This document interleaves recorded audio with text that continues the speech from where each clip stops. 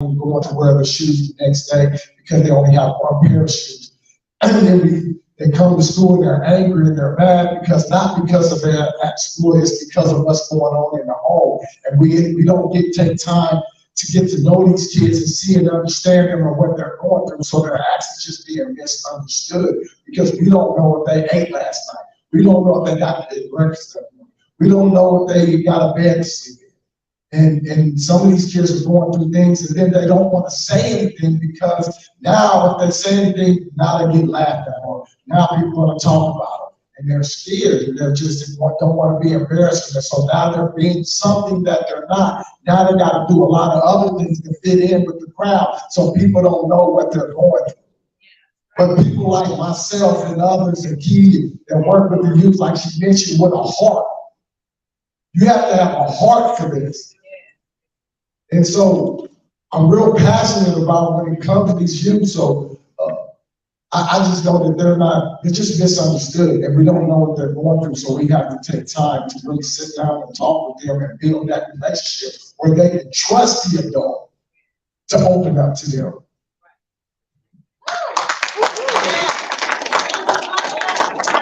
Perfect example, there was a preschool that's right next door to me, and one of the teachers was complaining, this kid, like an animal, they just run out the door and just you can't control them.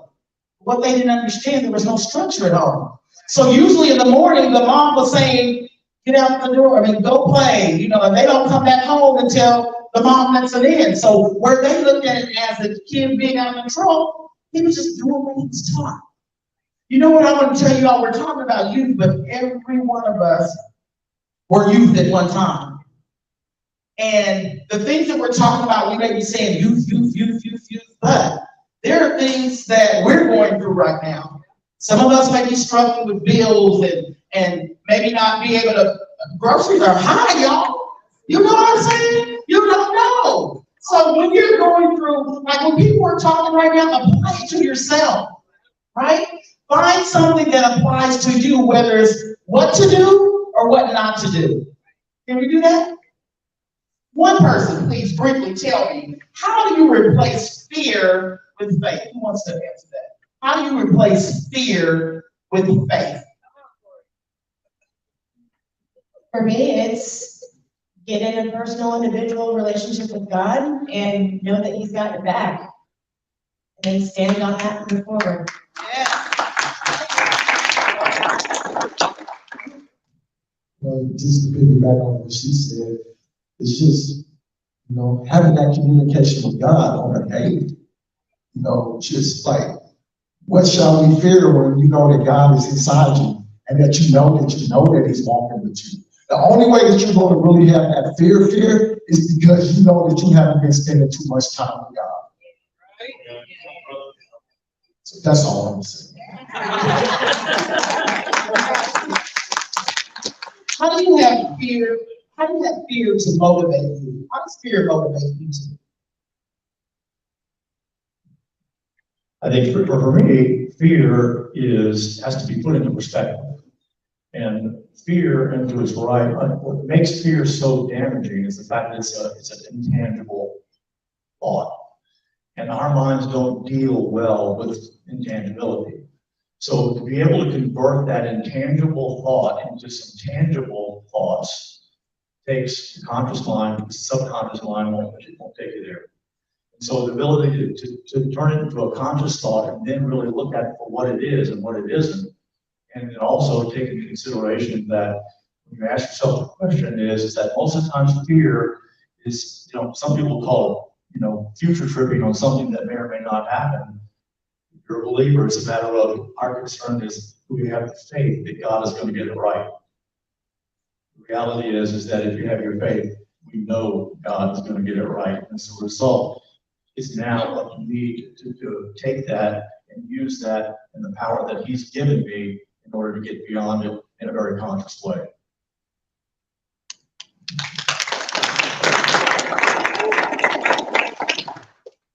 I'm gonna bring my little special blend here. So I'm gonna bring science and psychology here for you a little bit. So fear, oftentimes what we're trying to do, especially in a situation like this, we're trying to get those switches in our head, right?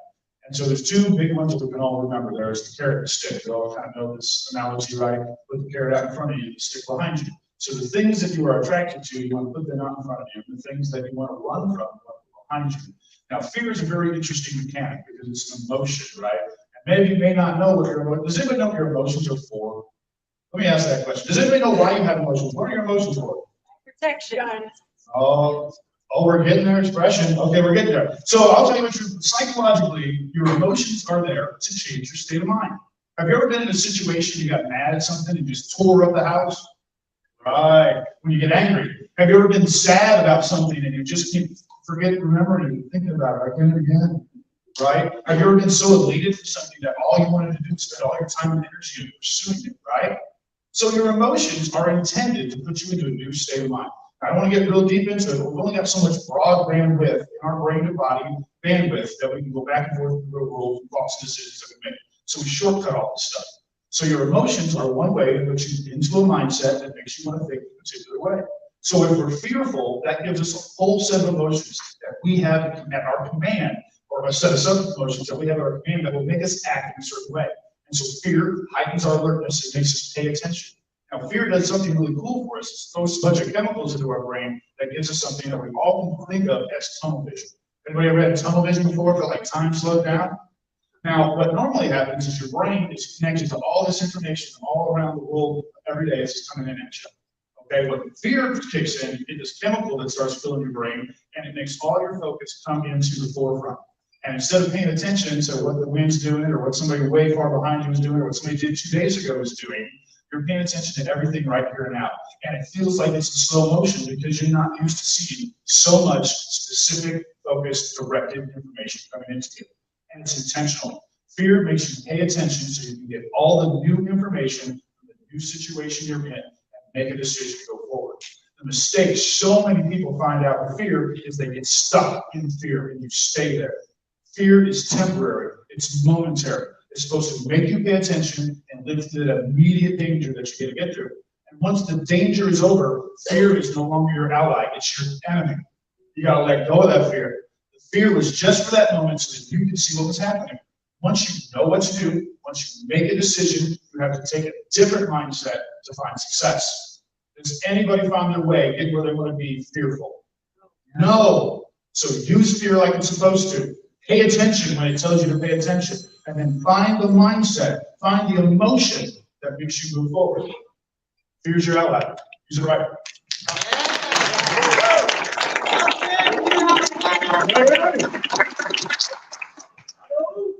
One really great thing to piggyback on that is I've learned something about myself and how I respond to fear. Fear usually means one of two things for me. That I either need to heal something inside of me from either something I'm dealing with right now or in the past, or it means I'm on to something big, I need to do something big, and I need to take action on something that is terrifying for me. So fear is motivation to either heal something or do something. So why you have mind? There it is. What is one thing you feel fear has sabotaged, and now that you know it worked for you?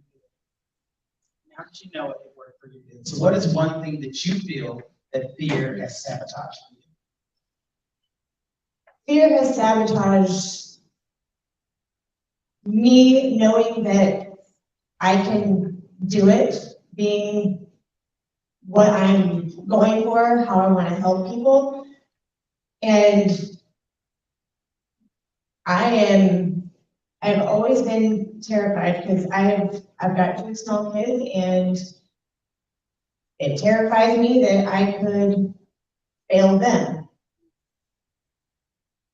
So me having to deal with that fear and say, I'm going to trust God to do what he's going to do, and that he's not going to let me fail my kids, because I hope I wouldn't ever have to. I hope he wouldn't make me, but would I give up what I feel I'm supposed to do to keep them safe, to make them successful? Absolutely. Anybody else? So what's one thing you feel fear has sabotaged, but now you know it worked for your good? Well, like I said before, I grew up without my dad, and I know when I was gonna have kids someday, I was always fearful that I was gonna do what my dad did and not be there for my kids. But when I first had my first son, I can remember back when I was 20, before I even had any kids, I asked God, I said, God, if you ever allow me to have kids, then I promise you that I would be in your life and I would stay there all the way through it. And so I had my first son at 28. And the fear was that I was going to run out like my dad did or not be there like my dad was. But 9 kids later, I've been in every last one of my kids' life. So I believe fear is just, to me, fear is like, it's a spiritual battle. It's not a fleshly thing to me. It's a spiritual battle and warfare that's going on. So fear is actually trying to stop me from doing what God purposed for me to do. So once I understood that, and I said, well, if it's a spiritual warfare, and I'm with God, and God's in me, and I abide in Him, and He abides in me, then fear has no place in me or with me.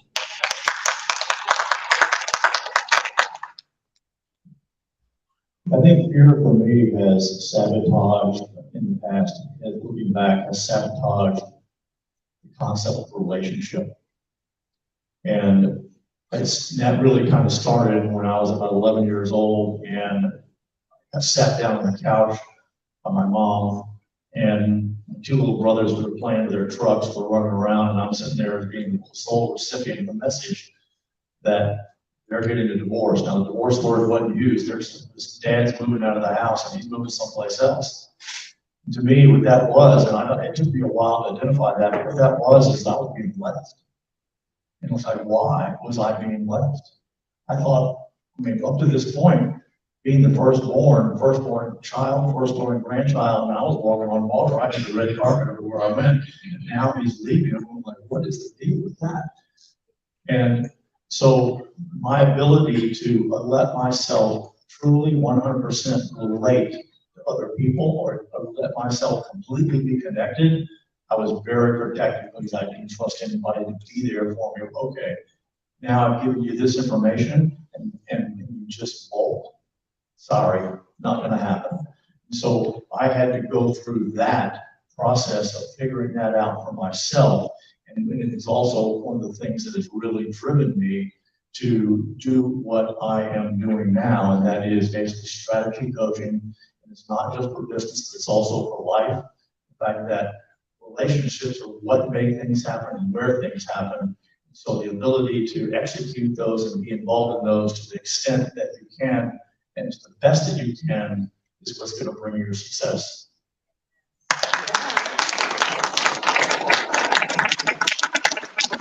You guys got the best questions.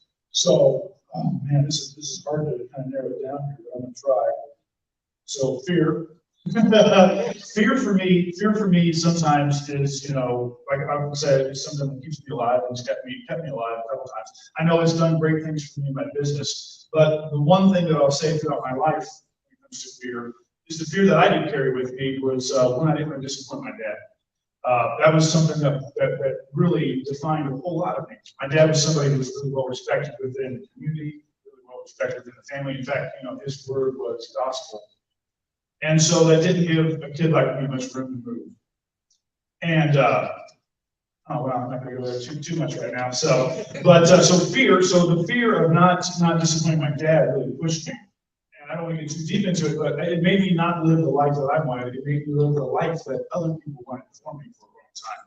And I'm not the dude that I am now. Back then, I was super nerd. I was reclusive, and I didn't want to talk to people because I thought I didn't understand people. But I just didn't understand that one relationship with my father. And so that fear of disappointing him pushed me into it was a forced reflex, right? I'm a very extroverted person, but I was forced to be an introverted person due to the structure that I lived in. And that fear of not disappointing my father really drove who I was. But had I not had that, I wouldn't have gone through the trials and tribulations that I did and looked for my own self-discovery and had to dug so deep as I did to know what I do now and then try to share that with you. So having faced that fear of people, of not understanding people was my fear. And I went out at it with, just tenacity. I decided that I wasn't going to be afraid of people and that I'm good at everything else. Why in the heck can't I be good at this? So I really dug into communication and how we talk to each other. And part of that conversation, not only how we talk to each other, it's how you talk to yourself. And fear that I had about communicating with other people really led to my fundamental breakthrough where I learned to communicate to myself. So I got to thank fear for that. We're going to wrap up. Now I want you all to think of a one-liner that you want to lead to the crowd. Okay? And while you're thinking about that, I'm going to tell you what my biggest fear was. So I am number 11 of 12 children. My dad worked and my mom took care of us. And when you're number 11 back in the day, you were kind of to be seen and not what? Heard. Exactly. And when you're at the bottom of the totem pole, you're really not supposed to be a lot less. And so, my biggest fear was that, or that I wouldn't be happy. So therefore, I looked out the room, I just wanted to fit in. Just anything to fit in. I just wanted to say to my parents, because they did it. But my biggest fear was, that the thing that I was most afraid of was my biggest fear. Is that I don't have to, perform and do whatever I want. Walk in my own destiny and be loved, right? Come on, y'all let me. Come on. Come on. While you're thinking of their one-liners, I need 4 people just to come up here and give us very quick. 4 people give the takeaway. They spill their heart out to you. They talk about their childhood, your children. We want you to one takeaway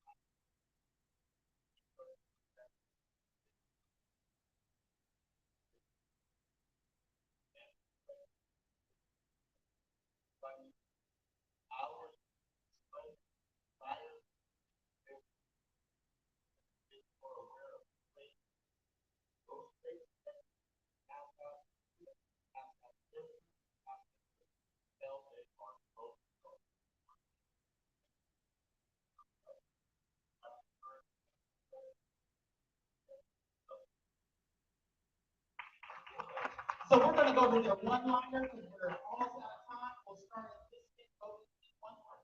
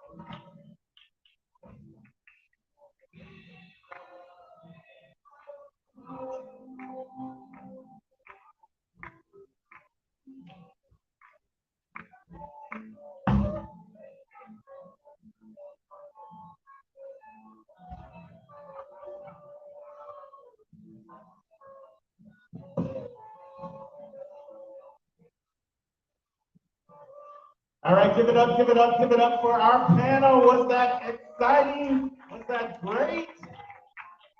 Man, I hope y'all had their pens and pads out because they were dropping nuggets.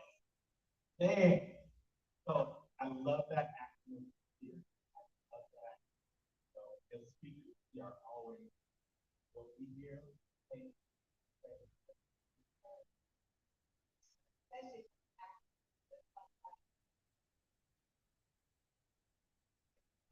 What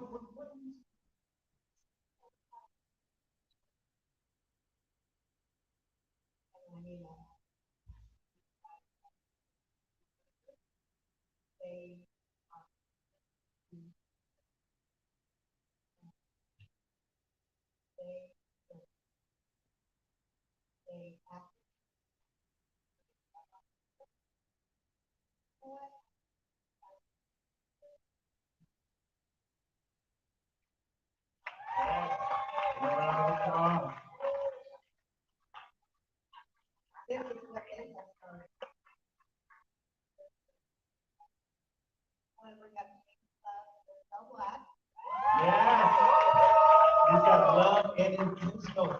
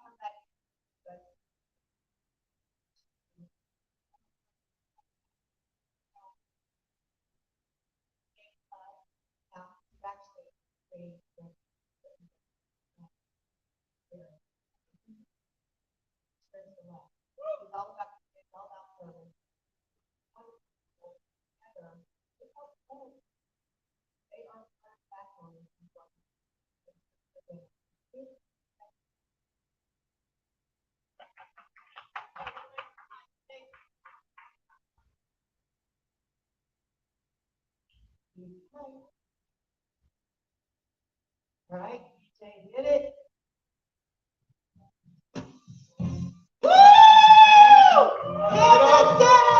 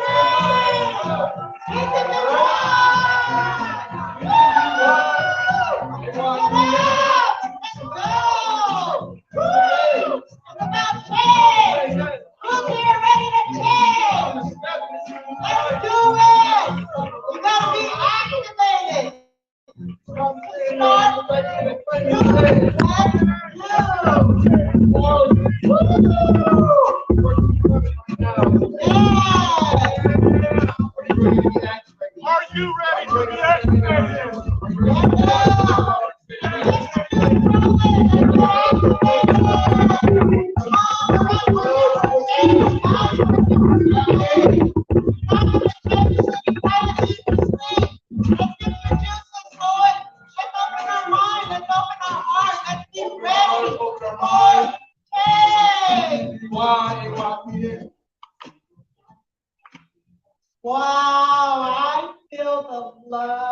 in the room. I felt it yesterday, I feel it today, but you know what? I feel the love in this room. The J love. Where is the love? Here at AYPN, we say that everything starts. AYPN activation is where it is. Love is where it is. So I'm gonna say, it starts with being active. So are you active? Oh, I'm activated because at AYPN, I know that it all starts within, and I'm ready. So, how activated are you?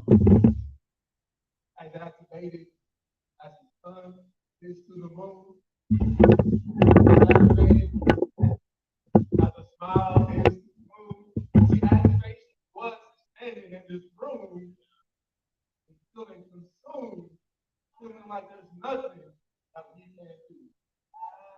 How activated are you? As activated as night is the day, as activated as watching this play, activation was is knowing that in every single way, the power that resides within us holds our life. Oh, please, How Lord. activated are you? Say it with me. I'm activated and I'm true. I'm activated and I'm true. I'm activated because I know that the power that resides within me also. I'm activated. See, after sitting, the lies, the fears, and the cries, the waves of emotion and the whys, you stand here with a watchful eye of blessed to be able to realize that and why you did.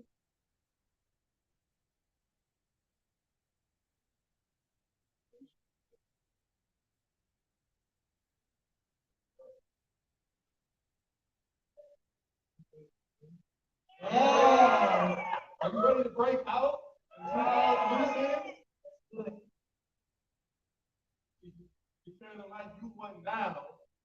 Become the best you without a shadow of doubt. So we can still stand here and we shout. No longer will we allow fear, hate, doubt in our lives. Stay feeling stagnation.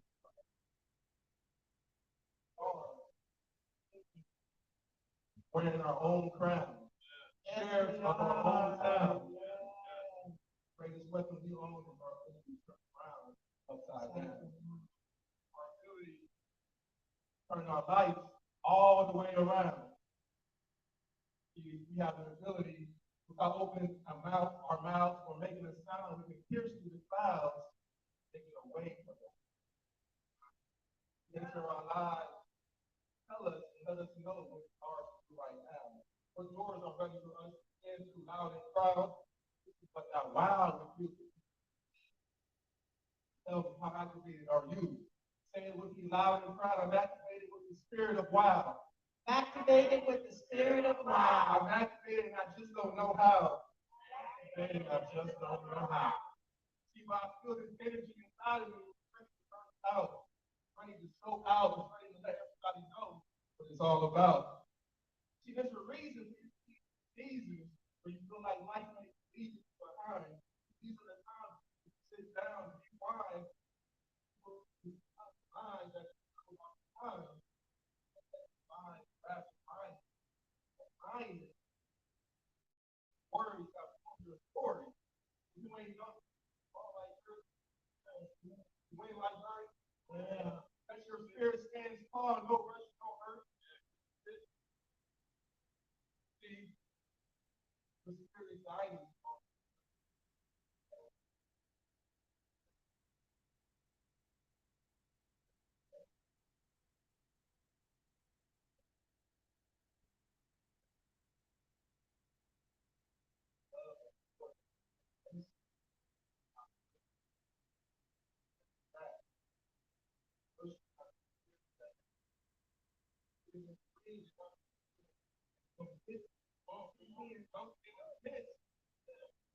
All of our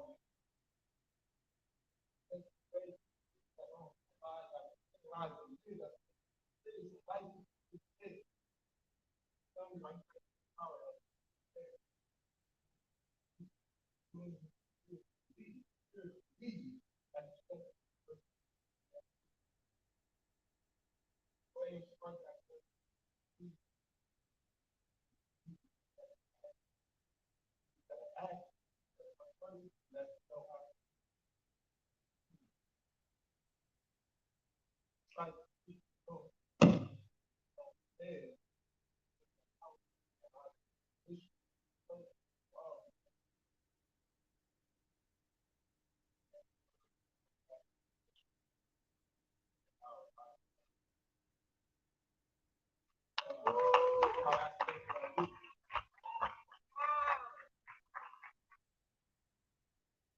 Activators, 9.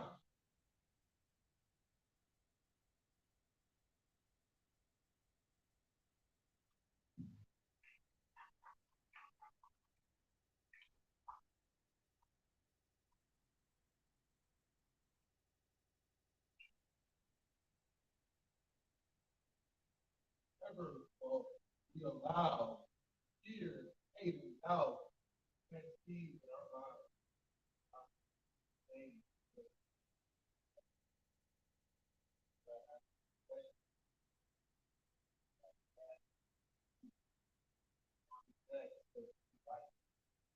Don't ask what feeds are you paying? Are you allowing attention to mind, heart, eye, life? See, when you can't see, there are, oh my God. So, see, when you plant a seed, you plant it in the ground.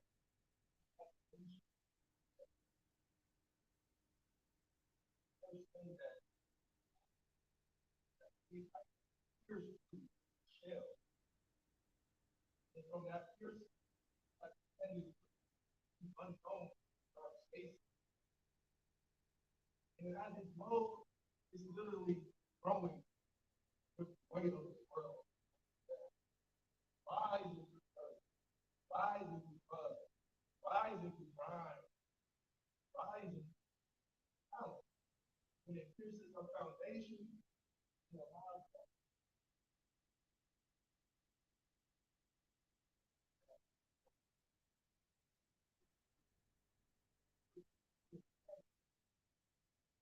to know how far it goes up, how far it goes down.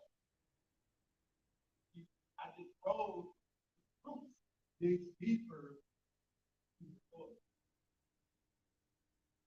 to unknown parts. But when we see ourselves,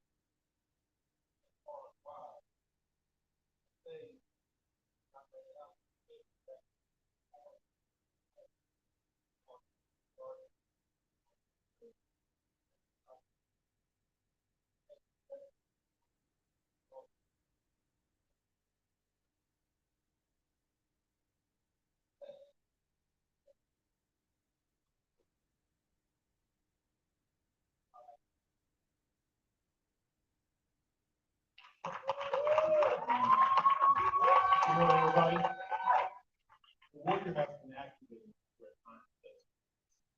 This dispensation of time is time for God's glory to rise. To hear the clarion call of the Father, and it is our time. My job is to launch you into your God-given identity, to help you see your God-breathed purpose and destiny. It is the time. It is the hour. It is time for us to hear the clarion call of the Father. Gifts that have been lying dormant inside of us, time for them to come to the forefront. The warriors will rise. But as the warrior has to arise, I was the warrior that was knocked down, open, and deep, went through the things of life that all of you have gone through.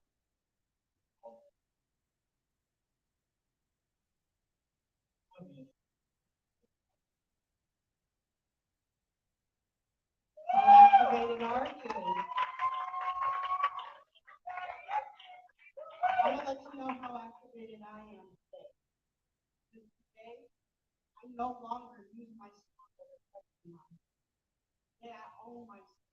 Today, I know my story is my power. Today, I know my story is my path to purpose, unapologetically. I am proud to share my story. I am proud of what I go through. I am proud and I celebrate it every day because I am activated. And I invite all of you to get activated with us. Activators, disperse. We've got a lot of activators in the house. And when you're activated, what that means is when you show up in your truth, and you no longer carry that fear and those unserving attachments in your life, and you can release them and be activated, you unintentionally are going to make space for someone else to do the same. You don't have to do anything special. You don't have to go out and stay in the world to be a healer. You just got to make a commitment. We're going to go around, we're going to get some activators testimonies, some quick 30-second testimonies. And I hope that that inspires somebody who is not yet activated to get up with their shares, some of their story today. So activators disperse.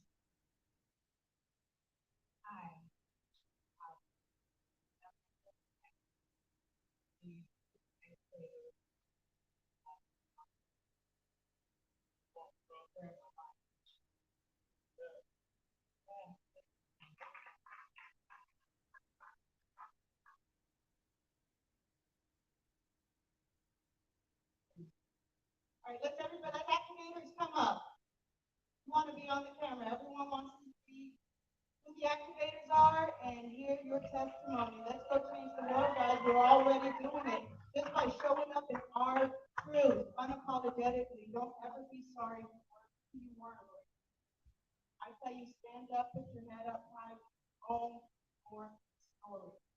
And if people get offended, that is their problem. It is not.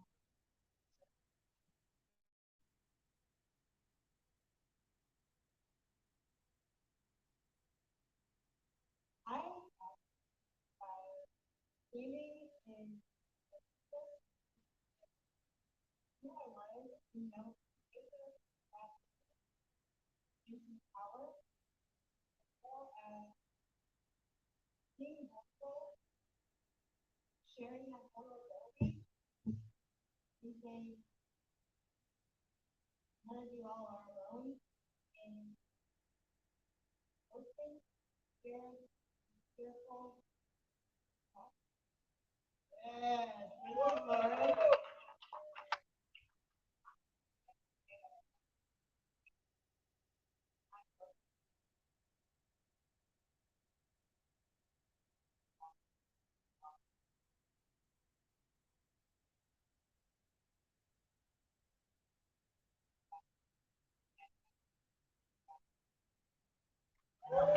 thank you, Laura.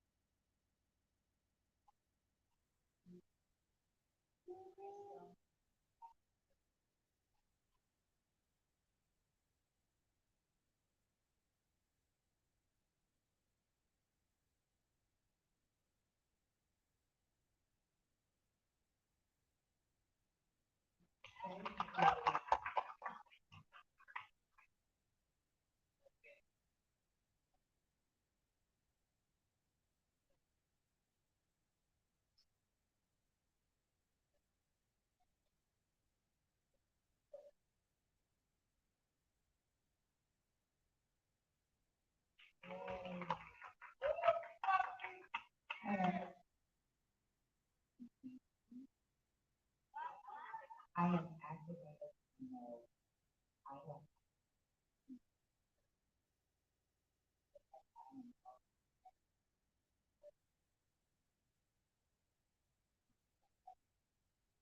Wow, yeah.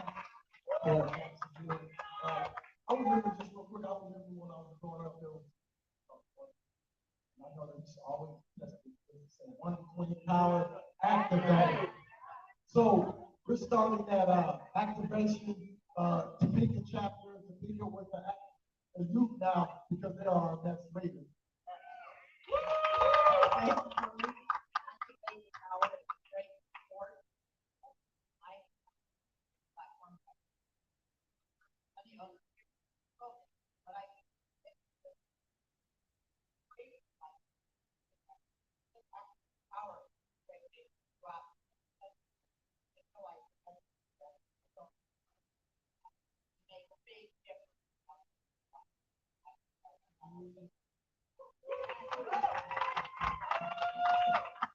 When you activate yourself, you activate the collective and the trust.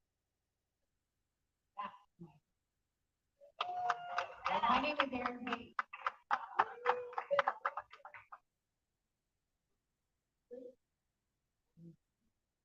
You see that I am happy, all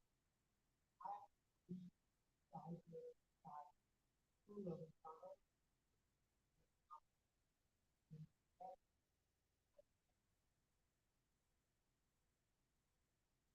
Hey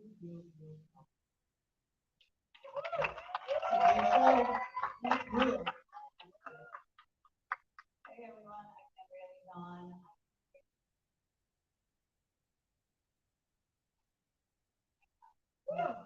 Thank you. It's love. So fun.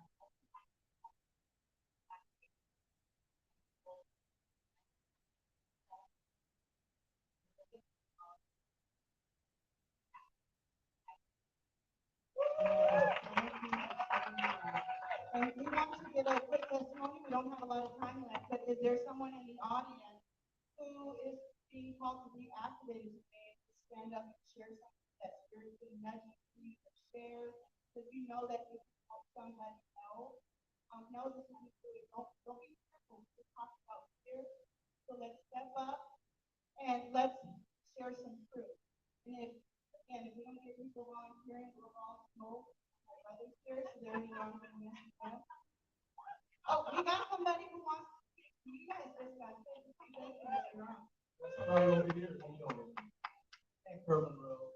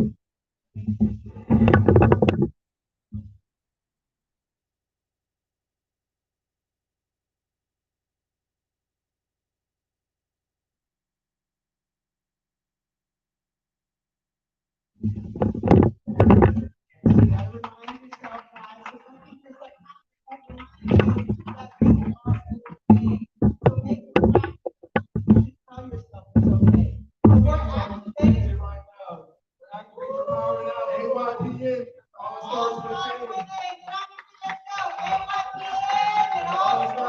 N. Thank you, everybody. Starts with NYPN. Please reach out to us. AYP, Izzy, come on back, come on. Give it up for James Love and Isabel Black and the entire NYPN community. Listen, we said last night, we don't compete, we collaborate. This was already, this tree, this seed was already planted.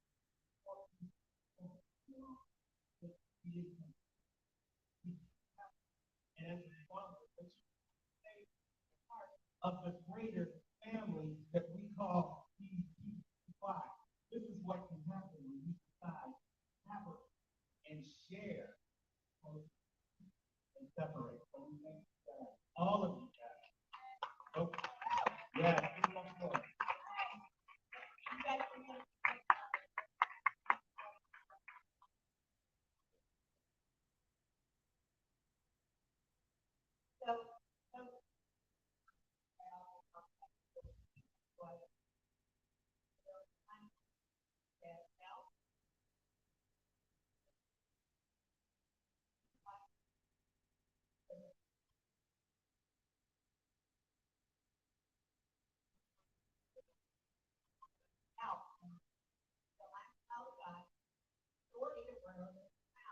Man.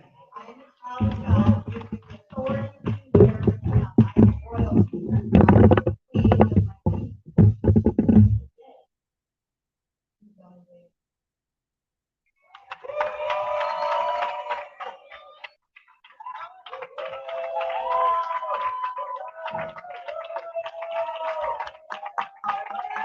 Give it up for him, give it up.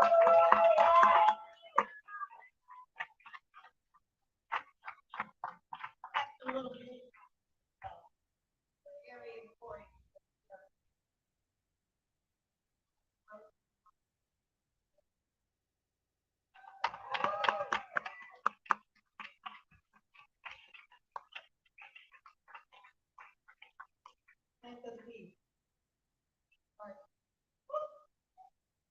Give it up for them. It has been an honor to serve with everyone that you're right on stage right now. Corey has now, and these they talk to them and watch those that were come up right. I don't want to count on that out because I want to make sure that they have support. You have the right or are you willing to show up? You're willing to show up.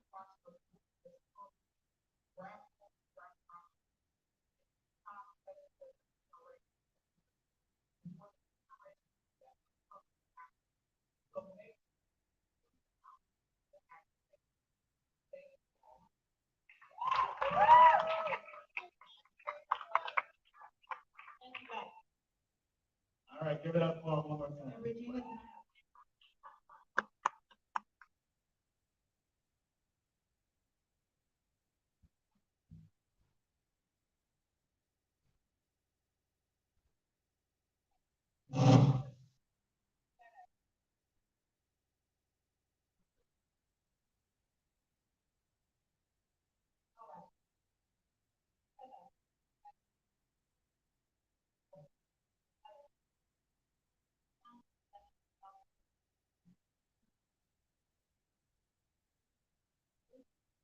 I'm not talking about a mortgage.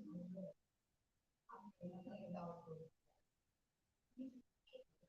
You don't want to. How much that is it?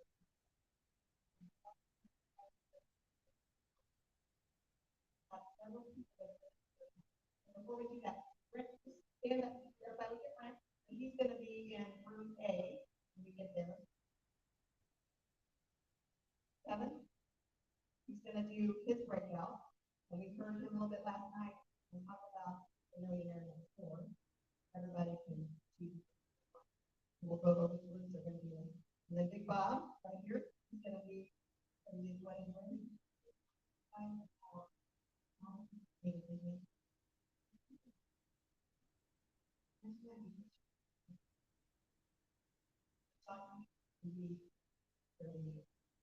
So with that, we're gonna bring up Rick Kessler. All right, give him a good round of applause. And Rick, We need to take notes.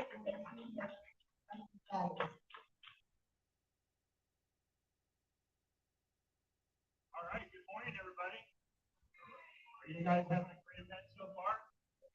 Awesome, man. I'm so excited to be here. Thank you, Terry. Thank you, Brenda, for having me. I'm going to do my teachers who actually I got a teacher from here. He was Larry. He's passing out the handout and the beautiful questions are here with me as well. I'm going to be speaking to you for the next 55 minutes. And I don't know how to come on and speak up here after the hard act to follow.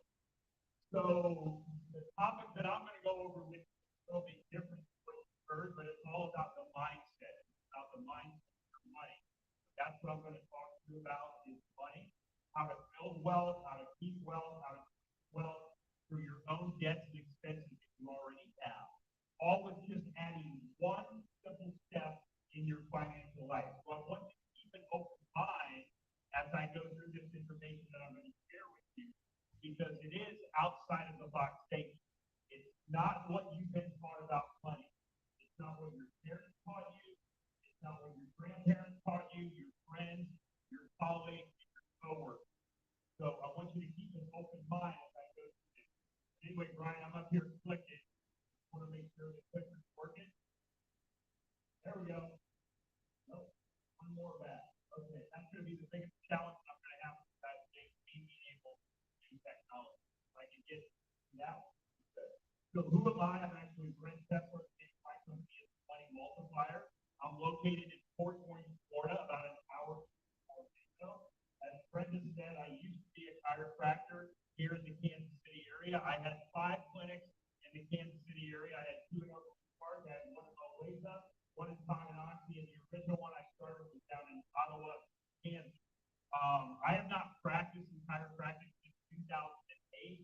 I sold my last clinic in 2017. Between the time of 28 of 2008 2017, I actually had other thoughts in my clinic practice. So the concept that I'm going to share with you today, I actually was in a chiropractic conference back in 2006, and I heard this information, and I was like, man, that sounds really, really good, but it sounds too good to be true. You guys ever heard something like that, right? Where it sounds good, but it just seems too good to be true. Well, that was me back in 2006. So I heard somebody speak on this concept, and I'm like, man, it sounds good, but I don't know about it. So I just ignored everything that I heard. I went back to my normal chiropractic life, and I did nothing with the information that I heard. Then I go back to another conference about 2 years later, 2008, and about 10 or 12 of my colleagues that were in the previous conference are now here at this conference.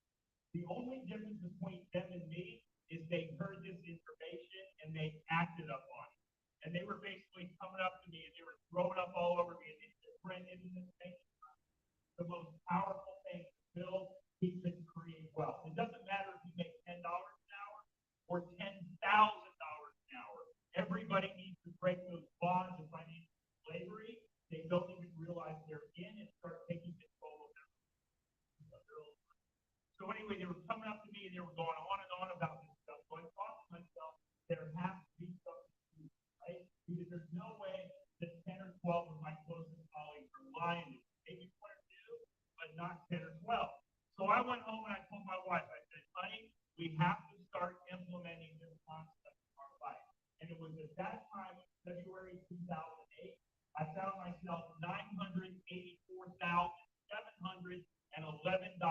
in third-party debt. Now, you're probably thinking, how does a guy from Kansas be almost $1 billion in debt? I know if you live in California, that buys you a very small house, yeah? But in Kansas, it buys you a lot. Well, how did I become almost $1 billion in debt?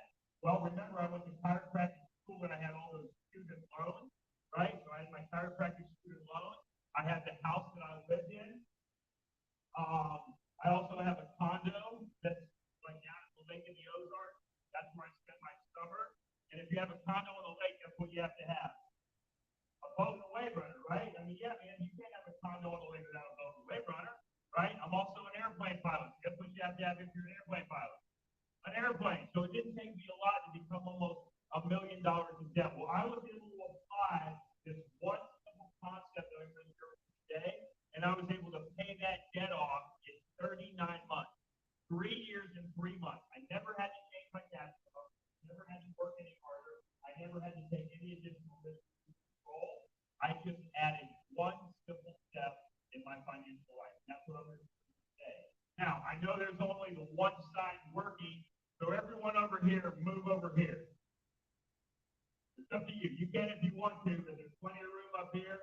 But this is what I'm going to be going over. So if you guys are at home watching online or the camera, don't watch me, watch the screen, okay? Because that's where all the information is be. Now, this concept, called the instant banking concept, I did not invent it.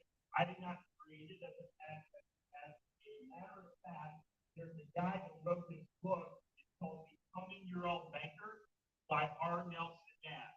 Now, this is the book that you want to add to your wealth building library. This book completely changed my financial life. Now, R. Nelson Nash, he passed away in March of 2019, so about 4.5 years ago, at age 87 years old. This book completely changed my life. I suggest add this book to your wealth building library. There's another book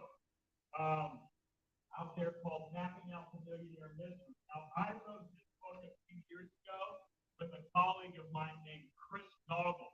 And if you guys have not heard of Chris Noggle or you don't follow him online, you need to do that. Go to chrisnoggle.com, especially if you're in the real estate. Chris Noggle has had a couple of shows on TV real estate. One was on HTV called 50 Builders. You need to follow Chris Noggle. But anyway, both of us wrote this book. All you got to do if you want this book, I'll send you the ebook version. All you got to do is send me an email, brent@themoneymultiplier.com. You all have this handout, right? Everybody has this handout. On the front of this handout, all you got to do is send an email, and I will send you a copy of that ebook that I wrote. Now, just to be totally clear, Brian, I'm not sure if we have sound or not. You kind of said maybe we'll have sound or maybe we won't have sound. Just to be totally clear, what I'm going to be talking about for the next 48 minutes, just so we're clear.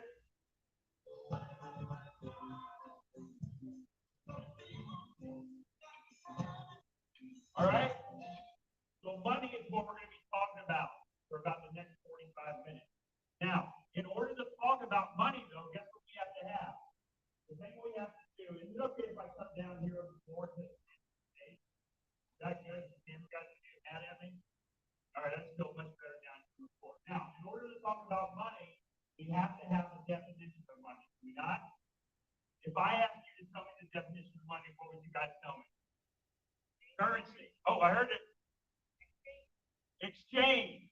All money is a means of exchange. That's the definition of money. Not all we do with money every day is what? We exchange it. We exchange money for food, money, car for money, money for car, house for money, money for house, right? That's all money is a means of exchange. So that's going to be our definition of money. Now, I'm going to give you a little homework because I'm not going to go over everything. Now, on that handout that I gave you, on the back page of the handout, do not take notes on the back page of the handout. Because on the very back page of the handout, at the end of my talk, the thing you may want to do is give me your name, phone number, and email. Or you may not want to. Just write it your way, but just don't write on the back page in case you want to give me that information. Because I'm not going to have any of your information at all unless you give it to me. And as Brendan said, I'm going to be doing a breakout session in called room A, Osage room A, Osage A. Tell me what room it's in. Osage A, and it starts with 120. That'll be my breakout session. But I'm going to give you a little homework. All right? And the homework is I want you to go home and I want you to go on YouTube and I want you to watch this thing called the backward bicycle. It's about 7 minutes, I think it's about 7 minutes and 50 seconds long. It's called the backward bicycle, and you will know, okay, after you watch it, why I asked you to watch it. Here. Okay, I'm not going to play it.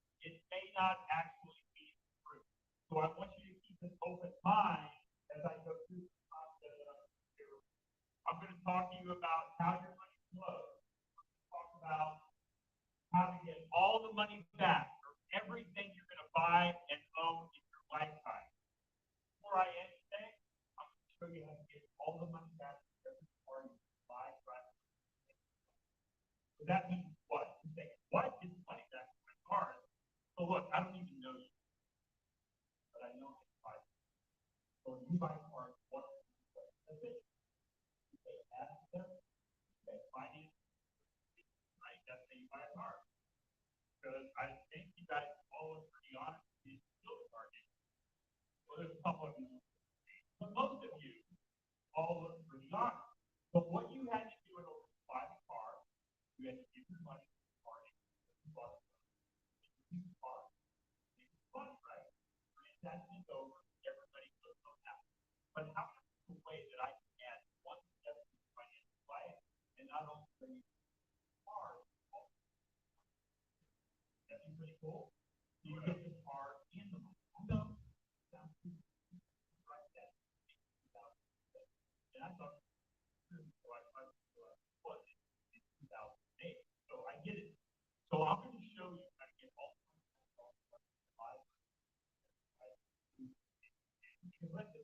okay?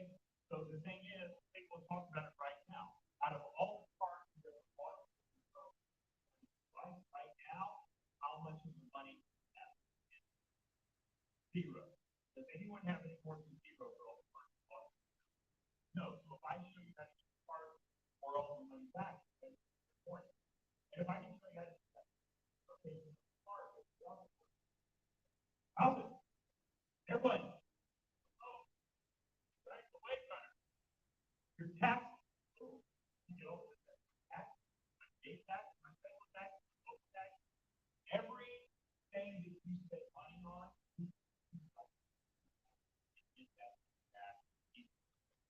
all right, we're going to talk about the money. We're going to talk about these things.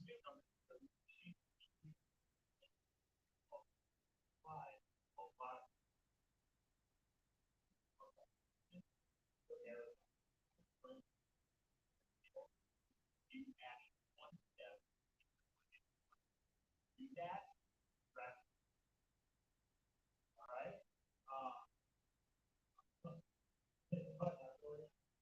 Marathon and okay, I have complicated. I know the last thing that Saturday.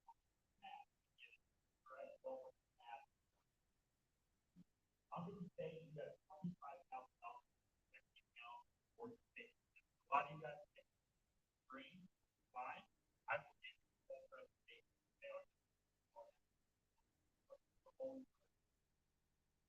So I'm going to say you have $25,000 bank. I'm going to assume everybody in this room probably has a check, right? And you got $25,000 in the bank, right? Oh, I know they're not paying for it. But I'm going to say you found a really, really good bank, and that bank is paying you for it. Well, I'm going to be your bank, and I'm going to assume that the thing you do is come to the bank and you take rent. I want to buy $25,000 car. So I want to take $25,000 out of the bank. I want to go cash for $25,000. No. Then what I'm going to do, I'm going to do a loan $25,000, and I'm going to start with it. And it, now, if you go to a bank to buy a car, how long will you finance that car? 5 years, months, right? Doesn't matter for you, 8 months. Okay, in this example, say 5 years or months. Now, the thing that I'm saying is I want you to keep $25,000 in the bank for $25,000 over the 5 years. Our bank will pay you more money on the car. Now, is that a true statement? In other words, it's possible to make more money earning 4 at the same time you're paying 6 over that same time. And I see your nation, okay? And no, and that's exactly the same thing I said when I was back in 2006. You Because if I earn 4 and 6, I'm losing 2. Yes? The banker told you the truth. That's all true. So if you go out and buy a $25,000 car and you buy it in 5 years, you're going to pay for it your month. You pay for it. So that means over the course of 5 years, you're going to pay almost $29,000 for that car. 25,000 in principal and 4,000 in interest. Are you with me so far? Yes. The same money I told you to leave in the bank account earning 6% over the same equal time period of 6 months or 60 months or 5 years, you actually have a total of $30,525. Now, is this number 3525? Is that a larger number than the 28,999? Or do you guys in Kansas do math differently than I do in Florida? It's a bigger number, right? How can that be? How can you have more money earning 4 at the same time you're paying 6 over the same time period? Compounding interest. Here's what's happening. The car balance goes down every month, does it not? Every month you're paying it down. It's on a decreasing balance. But the dollars in the account are going up. But one goes down and the other one goes up. But our minds are not programmed to think that way, because we think if we earn 4 and pay 6, we're losing 2. We have to start learning how money works. Now, all I wanted to do with this exercise is prove to you you can make money all day long earning 4 and paying 6. Are we good with that? Yeah. Why is that important? There is a method to my madness. And I keep hitting the wrong clicker button because this isn't my clicker. Now we're going to talk about the machine. The machine that we're going to use to build, keep, and create wealth. Are you guys ready for it? You ready for that machine? Yes. That machine is a whole life policy in a mutual company that pays dividends. Look, there's 3 people leaving the room right now. I said whole life insurance. They're exiting the door, right? So all of you guys are looking at me. I wish you could be standing where I'm at right now. And because all of you guys are looking at me like, what? A whole life insurance policy to build wealth? Why on earth would I ever want to use a whole life policy to build wealth? Well, let me ask you, why would you want to use a whole life policy to build, keep, and create wealth? Any ideas? Tax advantages? A base you won't lose? Okay, all good answers. The reason that we're doing this is because this is what the wealthy do. The wealthy, the #1 purchasers of whole life insurance in the world are conventional banks. Conventional banks own more in whole life insurance than all of their land and their buildings combined. As a matter of fact, since 2013, conventional banks have quadrupled the amount of life insurance they purchased. Now, why do you think banks are buying so much whole life insurance? Is it because they're stupid, or they know something the rest of us don't know? They know something the rest of us don't know. So all we're going to do is mimic and imitate what the wealthy have been doing for over 200 years. Because see, this concept is not new. It's not on trial. It's not being tested. It's been around for over 200 years. I want you to go research people like the Rockefellers, the Rothschilds, the Morgans, the Stanleys, the Barclays. Go look and see how Walt Disney built Disneyland. Go look and see how Ray Kroc started McDonald's. Go look and see how Pampered Chef got started before Warren Buffett bought Pampered Chef. This concept has been around for over 200 years. All we're going to do is mimic and imitate what the wealthy have been doing. Now, how can you be sure that conventional banks are the #1 purchasers of whole life insurance in the world? Don't take my word for it. Go out and Google something called BOLI. BOLI. It stands for Bank-Owned Life Insurance. And you will see the hundreds of pages that come up on how much life insurance conventional banks actually own. Now, let me be totally clear. This is not just any product. It's not any whole life insurance policy. It's not the life insurance policy that your brother-in-law has told you about, right? We all have a brother-in-law that sells life insurance, do we not? It's not that policy. This is a specifically designed, specially engineered, whole life policy in a mutual company that pays dividends, that has high immediate cash value. One more time. high immediate cash value, and the definition of immediate is within 30 days, which means when you put money into this policy, you can access money within 30 days. This is not a term policy. It's not an IUL. It's not a variable. It's not a universal life policy. This is a specifically designed, specially engineered whole life policy in a mutual company that pays dividends. All right. So let's go back to the 4 and the 6%.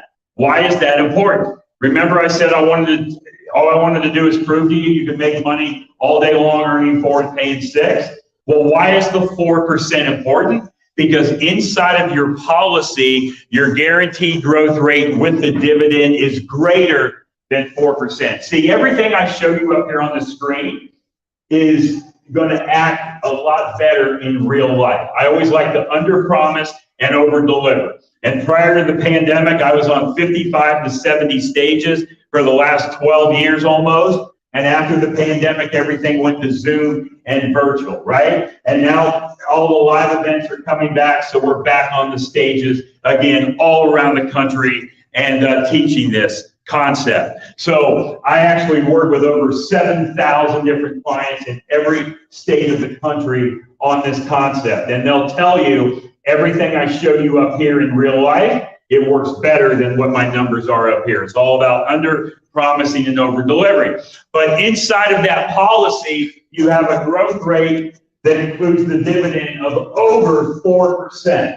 Now, is that growth rate in the policy, do you think that is taxable money or tax-free growth? Tax-free. And tell me what our largest eroder of wealth is. Taxes. Why is the 6% important up there? The 6% is important because that is the highest interest charge the insurance company will charge you to take a policy loan. So can we make money all day long earning 4 and paying 6?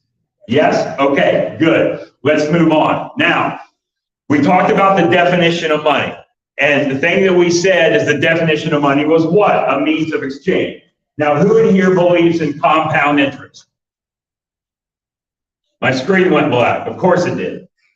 Who in here believes in compound interest? Somebody will fix that, I'm sure. They're going to all rushing down here to work on it now. See them coming? Look at them. They're all coming down to fix it. All right. Who believes in compound interest? Anybody?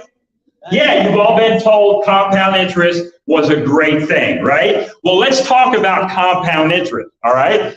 The only way compound interest works is your product or your money has to sit still. So if I have this $20 bill and I want it to compound, what do I got to do with it? I got to take it down, put it in the bank, and I got to leave it sit still. Yes? Well, motion is a natural law of God, is it not? Everything is in motion. I'm up here, I'm walking back and forth, my hands are moving, my lips are moving. Earlier this morning, I ate a bagel. Pretty soon that bagel is going to be in motion throughout my body, yeah? So everything is in motion, yeah? How many of you would like to eat fish out of a stagnant pond? Any of you? No. Let me ask you this question. Who went to the grocery store this past week, and you went in the grocery store, you went to the fresh produce section, Johnny Avocado, we got some avocados, you went and you got fresh produce. How many of you bought fresh produce that you do not intend on eating? None of you. Because if you don't eat it, what happens to it? It rots and it spoils, right? So motion is a natural law of God, but compounding stops that motion. But we've all been taught compound interest is a great thing. Well, I want you to name me one, okay, I want you to name me a company or a business that actually uses compound interest. Just pick one. You all tell me what? Banks. Banks use compound interest, right? No. Banks pay you compound interest and they charge you compound interest, but they don't use it themselves, do they? Here's what I mean. If I took this $20 bill, I highlighted it and I put my initials on it, and I took it down to the local bank and I give it to the bank teller, does the bank teller take my $20 bill and they have a little box in the back room and it says Brent Kessler and that's where they leave it until I come back and get it? No. If I go back and I want the same $20 bill back in an hour, are they going to give me the same one? No, they gave it to you. How about in 10 minutes, are they going to give me the same $20 bill back? No, they're not, because they're moving it. They're keeping it in motion. So banks don't use compound interest. How much money does a grocery store make if groceries are compounding on the shelf if nobody's buying them? Zero. How much money does the car dealer make if cars aren't moving off the lot? Zero. How much money do you make in the housing industry if houses aren't moving? How much money does the airlines make if nobody's flying? How much money does the hotel make if nobody's checking in and checking out? Zero, zero, zero. Not one business in the world actually uses compound interest. Isn't it a little bit strange that all the major institutions, banks, Wall Street, mutual funds, insurance companies, they all tell us to park our money with them and leave it sit still, but they don't do it themselves? Isn't that a little strange? I mean, if it was so good to let your money sit, then why aren't they doing it? A lot of you guys have a 401k, an IRA, or a qualified plan, do you not? You put your money in there, you're proud to put your money in there, you've been doing it for 10, 20, 30, 40 years, you get your paycheck, part of it goes to the 401k, IRA, or qualified plan. Why do you do that? You do it because you want more in the future. You want to save for the future, right? Well, are there any guarantees with that 401k, IRA, or qualified plan? There is one guarantee. It's guaranteed to never go below zero, but how exciting would that be if that actually happened? Wouldn't that suck? How's your 401k been performing for you for the last 18 or 24 months? You liking those numbers? Probably not. Who's controlling that money, you or somebody else? Somebody else is controlling it. Tell me everything you know about your 401k, your IRA, your qualified plan. Tell me all that you know about it. Wait, hang on, don't tell me. I'll tell you what you know. You know if it goes up or down based on the quarterly statements that you get, and you may know if it's in a high, low, or moderate risk category. But other than that, you guys don't know crap about that plan. And somebody else is controlling it, are they not? I want you to think of everybody you know at retirement age. And for some of you in here, it may be you.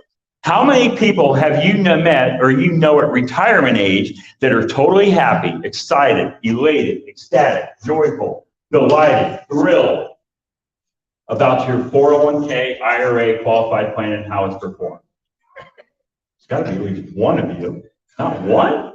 There's usually one or two. No, most of you don't know people like that. Do you know why? Because you all know people that are at retirement age that are out there working, not because they want to be, but because they have to be for survival. Because their 401k, their IRA, their pension, their qualified plan did not perform the way that you thought. Now, but the reason you do it is why? You want to get more money later, and guess why else you do it? Because it's what everybody else does. It's what your parents taught you to do, your grandparents, it's what your friends, your colleagues, and your coworkers are doing, right? So you figure it's a good thing to do it too. Now let me ask you 3 questions. Is your dollar worth more today or in the future? Today. And if you ever forget that, think about how many candy bars you could buy 20 years ago for $1, how many you can buy today for $1. Number 2, are taxes going to go up or go down? They're going to go up. And even if they don't go up, aren't we taxed on more stuff all the time? Absolutely, we're taxed on more stuff, right? Number 3, if you have a choice to pay tax on the small amount of seed or the large amount of the harvest, which one would you rather pay tax on? The small amount of the seed or the large amount of the harvest? I'm really clicking, I promise I am. You'd rather pay tax on the small amount of the seed, yes? I agree with all 3 of those answers. All 3 of those answers you are violating by putting your money in a 401k, an IRA, or a qualified plan. Because what you're doing, see, there's one lady that's heading out the room right now. She's going to throw up because she's going to the bathroom. She's going to throw up because she's like, oh my gosh, I've been putting money into the 401k plan for years and I can't believe it. So she's on the way out the door to throw up. I get it. It happens at least once every time. All right. Now, right? So again, the thing I want you to do is use your good dollars today and pay people back with weaker dollars in the future.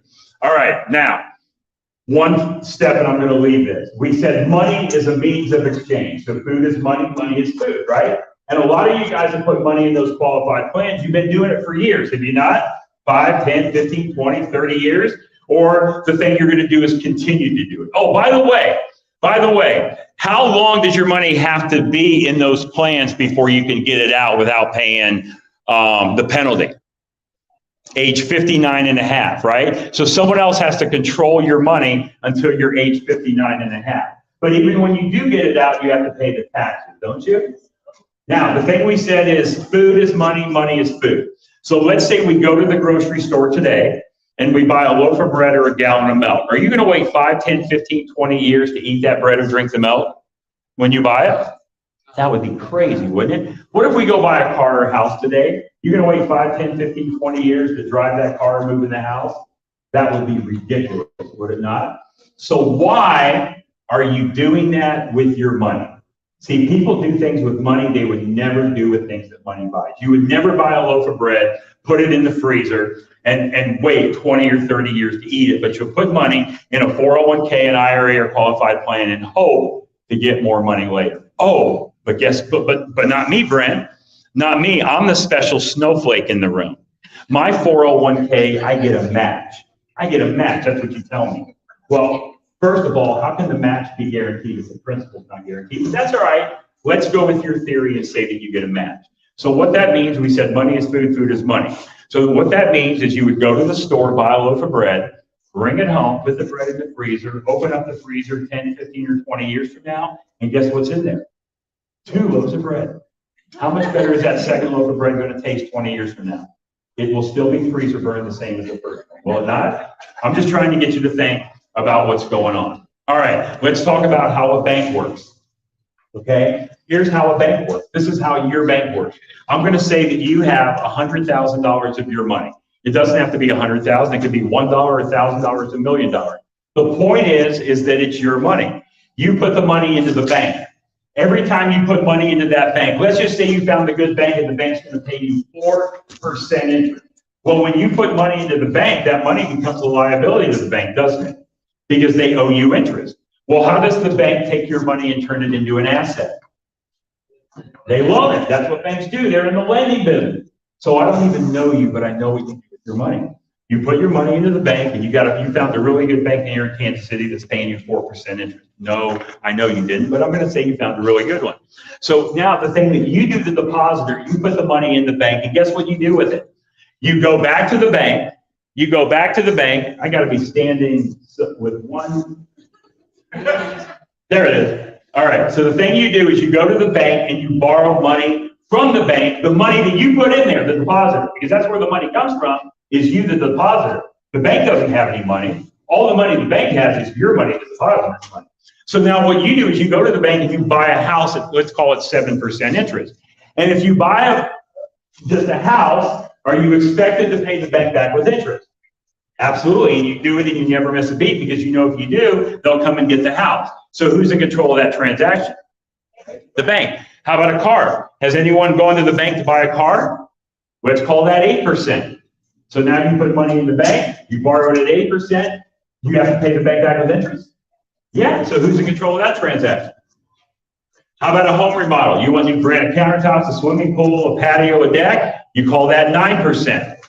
Right? Money's got to go in the bank. So can you see how come in the bank that $20 bill that I have highlighted with my initials on it is no longer there when I go back and get it? Because they're moving it. They're moving it. They're moving it. They're moving it. The money stays in motion. So the money goes back to the banking system. And finally, what you're going to do is you're going to do pay off all the credit cards. We'll call that 12%, do a debt consolidation loan.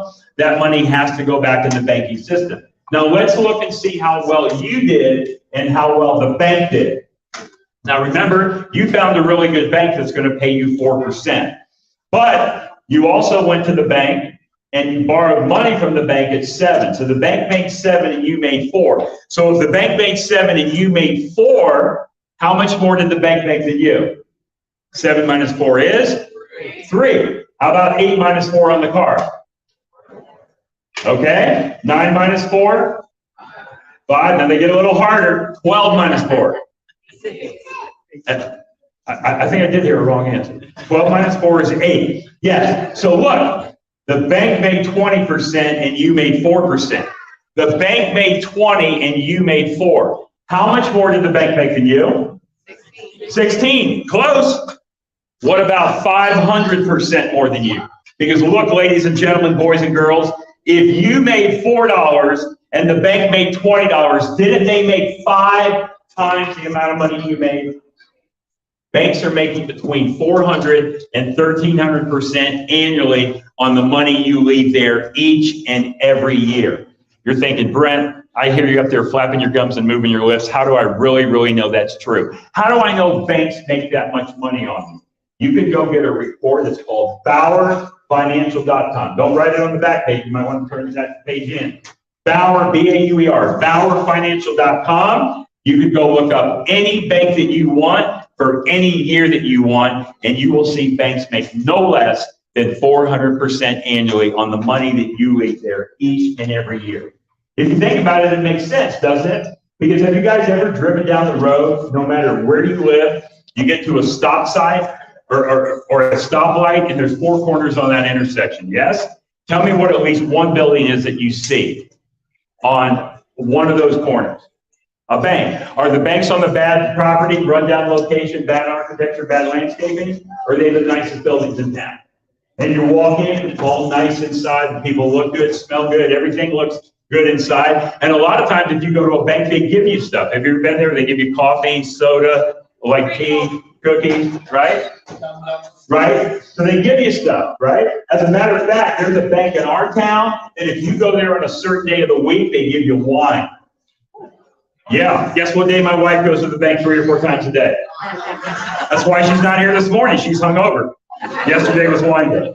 All right. So all I want you to do is to be the banker in your own life, because you're doing everything now, like all that stuff up there now, are you not? So who's getting all your money? How much risk does the bank take to do this? How much risk? Whose money do they use? They use your money, so they're not really taking any risk. Now, I will agree that interest rate offsets risk. So the higher risk you are as a borrower, the highest interest rate you have to pay. And if you're too high of a risk, are they going to loan you the money anyway? No. All right, let's move on. I'm going to show you this last example, and I'm going to show you other examples in the breakout session. And now what I'm going to, there it is, BauerFinancial.com.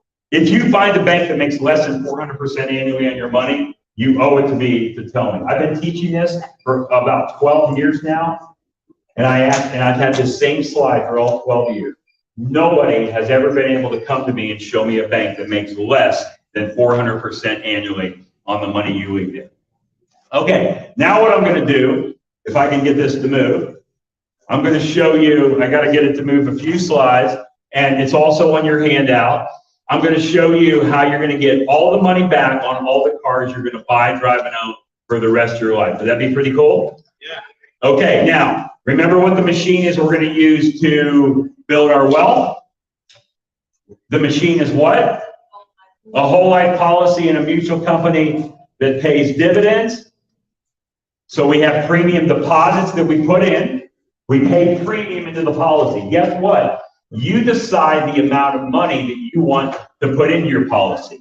Up here, it's going to show $10,000 a year, but you can choose $1,000 a year, $100 a month, $100,000 a year. You can pay whatever amount of premium that you want in your policy, and you can pay it monthly, quarterly, twice a year, annually, and you can always lower it if you want to. So it's pretty flexible, yeah? So look, there's a lot of numbers on here. I'm going to make it really easy. On the left is just time. Time goes by. Year 1 to 8, year 9 to 13. Then you have age and death benefit. They're grayed out, so we're not even going to talk about age and death benefit because it doesn't matter. I'll talk about that more in the breakout session. My breakout session is where? Room A, Osage A at 110 or 120. All right, this person is going to put in $10,000 into their policy and pay it for 7 years. Now, before you guys totally freak out, remember what I just said. You decide the amount of money you want to put into the policy, and you decide how long you want to pay the money in there for, okay? Well, but after you understand this concept, you are never, ever, ever going to want to stop putting your money into this vehicle because of the growth of what's happening inside of it. But in this case, we're going to do $10,000 a year for a total of 7 years. Now, if you notice here, he's going to go buy a car for $25,000 at the end of the 3rd year, beginning of the 4th year. At the end of the 3rd year, beginning of the 4th year, he's going to buy a $25,000 car. Now, I would never have you wait to the end of the 3rd year, beginning of the 4th year to buy a car. I want you to start using the cash in your policy immediately. How soon is immediately? Within 30 days, right? In this case, he's going to wait to the end of the 3rd year. If you use your money sooner and play honest banker with yourself, the numbers are only going to be way bigger than what I'm about to show you. So what he's going to do is he's going to buy a car for $25,000, and he's going to pay himself back with interest over the next 5 years. So $500 a month or $6,000 a year. So he's going to borrow 25 and pay back 30. Now, if you go to a bank to borrow money to buy a car, are you expecting to pay them back with interest? So do you think it's a good idea if you borrow money from yourself, pay yourself back with interest? It's a great idea, but do you ever do it? No. See, I don't even know you, and I know what you do with your money. The thing you do is you go put your money in the bank account, in a conventional bank account of somebody else's. And guess what you do after you put your money in there? You go out and you pay everybody else first. You write checks for the car payment, the house payment, the electricity, the food, the travel, the entertainment, the charitable giving, for Bobby's soccer practice, Susie's piano lessons, and you hope there's money left over for you. You have to start paying yourself first. Pay yourself first and then pay other people and pay yourself with interest. Okay, so let's see what we did here in 8 years.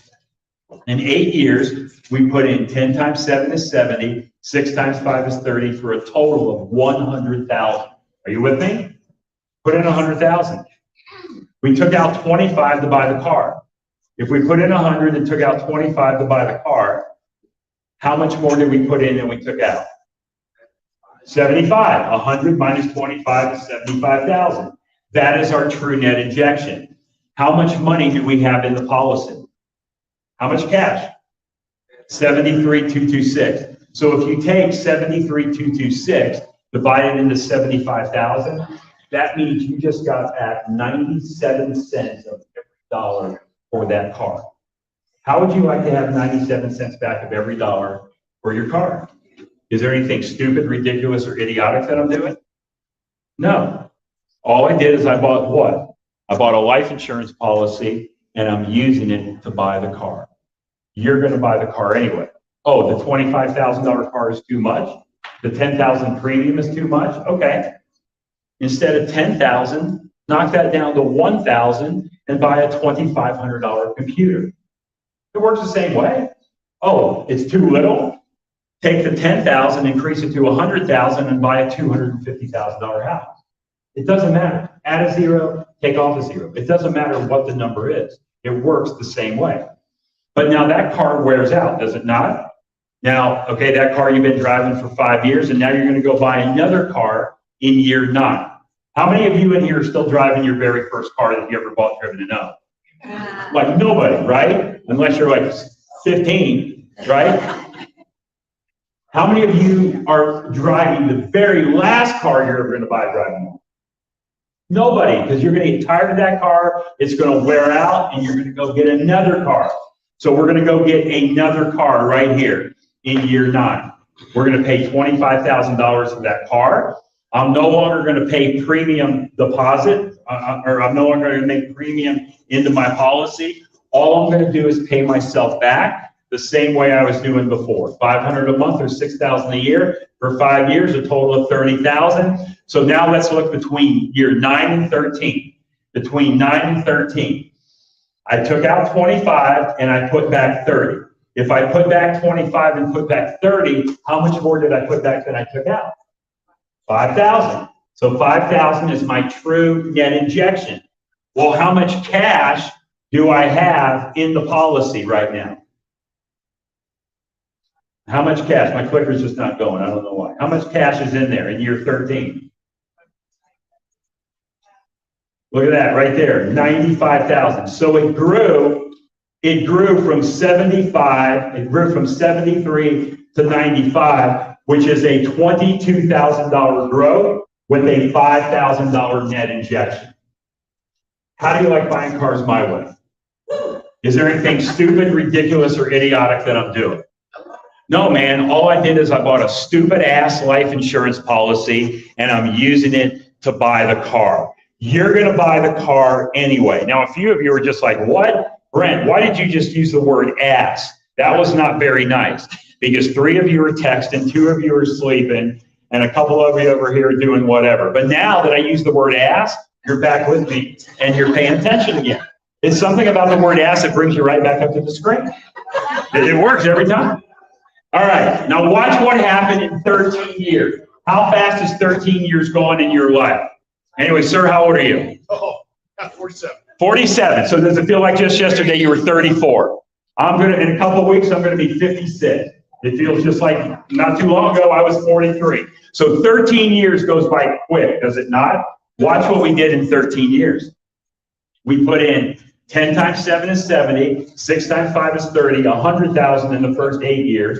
Then we put in 6 times 5 is 30, 130. So we put $130,000 into this thing, didn't we, in 13 years? But how much did we take out? Well, 130, and I took out 25 and 25, a total of 50. So if I put in 130 and took out 50, how much more did I put in than I took out? 80. 130 minus 50 is 80, is it not? How much cash is in my policy? You can say it. 95. So are you telling me I put in 130, I took out 50, so my net injection is 80, and here I am sitting here in the 13th year with $95,000 of cash in my account? Not only do you have $95,000 in cash in your account, guess what else you have? You have 2 cars in the driveway. A 5-year-old car and a 10-year-old car that you've owned, driven, and used. You can still drive it. You can use it. You can sell it. You can donate it. Do whatever you want. But did I just show you how to get all the money back on every car you're going to buy, drive, and own for the rest of your life? Is there anything stupid or ridiculous or idiotic that I did here? No, man. I just added one step in my financial life. That's it. One step I added in my financial life. Now, if I could do this for a $25,000 car, I could do it for anything else. Could I do it for a boat, a bicycle, an airplane, a house? Anything. How about if this wasn't a $25,000 car? What if it was a $50,000 car, and instead of you paying $6,000 back to yourself, you're paying $12,000? The numbers only get bigger, do they not? What if mama and daddy had a $50,000 car? The numbers get bigger. I can do it for anything. We're turning every liability into an asset, every depreciating asset into an appreciating asset. Are you in this for the long term or the short term? You say long term, but we tend to get hung up in short term thinking. Have you ever read a book called A Purpose-Driven Life by Rick Warren? In that book, Rick Warren says life is like a marathon. It doesn't matter where you start, it only matters where you finish. Could I do this for my taxes? Could I get all the money back for all the taxes that I pay? What about charitable giving? Could I give to charity and get all the money back? Oh, Brett, that ain't right. God does not want me to get my charitable giving back. If God did not want you to get your charitable giving back, He would not have me standing up here in front of the room and you sitting in those chairs learning how to get the money back. Now, Woody, do you know any poor people adding wings onto any churches? Neither do I. We're turning every liability into an asset, every depreciating asset into an appreciating asset. Have you ever heard of a guy named Robert Kiyosaki? He wrote a book called Rich Dad, Poor Dad, but he also wrote another book called Second Chance. This is exactly what Robert Kiyosaki talks about in that book, Second Chance. He talks about this same concept that I'm sharing with you. But when you read the book, you never understood it because they make it too complicated to understand. Have you ever heard of a guy named Tony Robbins? Tony Robbins wrote a book called Money, Master the Game. Chapter 5.4 of that Tony Robbins book, this is exactly what he's talking about. But again, they make it too complicated to understand. Okay, let me wrap this up for here. Remember, I'm going in the breakout session at 1:20 today, and I'm in room what? Oh, St. J. Now, I'm really trying to hit this and go forward. I just want to get to a couple last slides here because I got 5 minutes and 28 seconds left, and it's not moving. There you go. Okay. Oh, it went back too fast. I don't want to go back. So that book, Second Chance, and Tony Robbins. 2 other books you need to add to your wealth building library. I'm going to go over the money multiplier map in the breakout session. I'm going to show you how I paid off $984,000 of debt in 39 months in that session. But you're probably thinking, hey, how come I've never heard about this before, right? Well, who uses this concept? Hang on, we're getting there. It's kind of like my diet. It's going slow, so hang on. Tell me where to stop. Okay, keep going. Okay, oh, good. Are you controlling? Okay, good.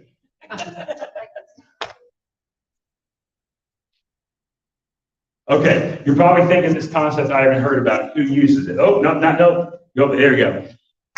So cash value life insurance is used by the University of Michigan. This is how they pay Jim Harbaugh. I actually read this article. I was about to give a live presentation in November in Denver, Colorado.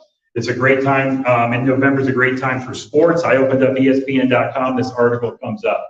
Jim Harbaugh, they make him a top paid coach, and they get all the money back to the University of Michigan because they're paying him through the life insurance policy. It's a win-win for the coach, and it's a win-win for the university. And if you know anything about the team, the University of Michigan back in 2016, it's a good thing they were getting the money back on the guy because he was not winning the games he was supposed to be winning.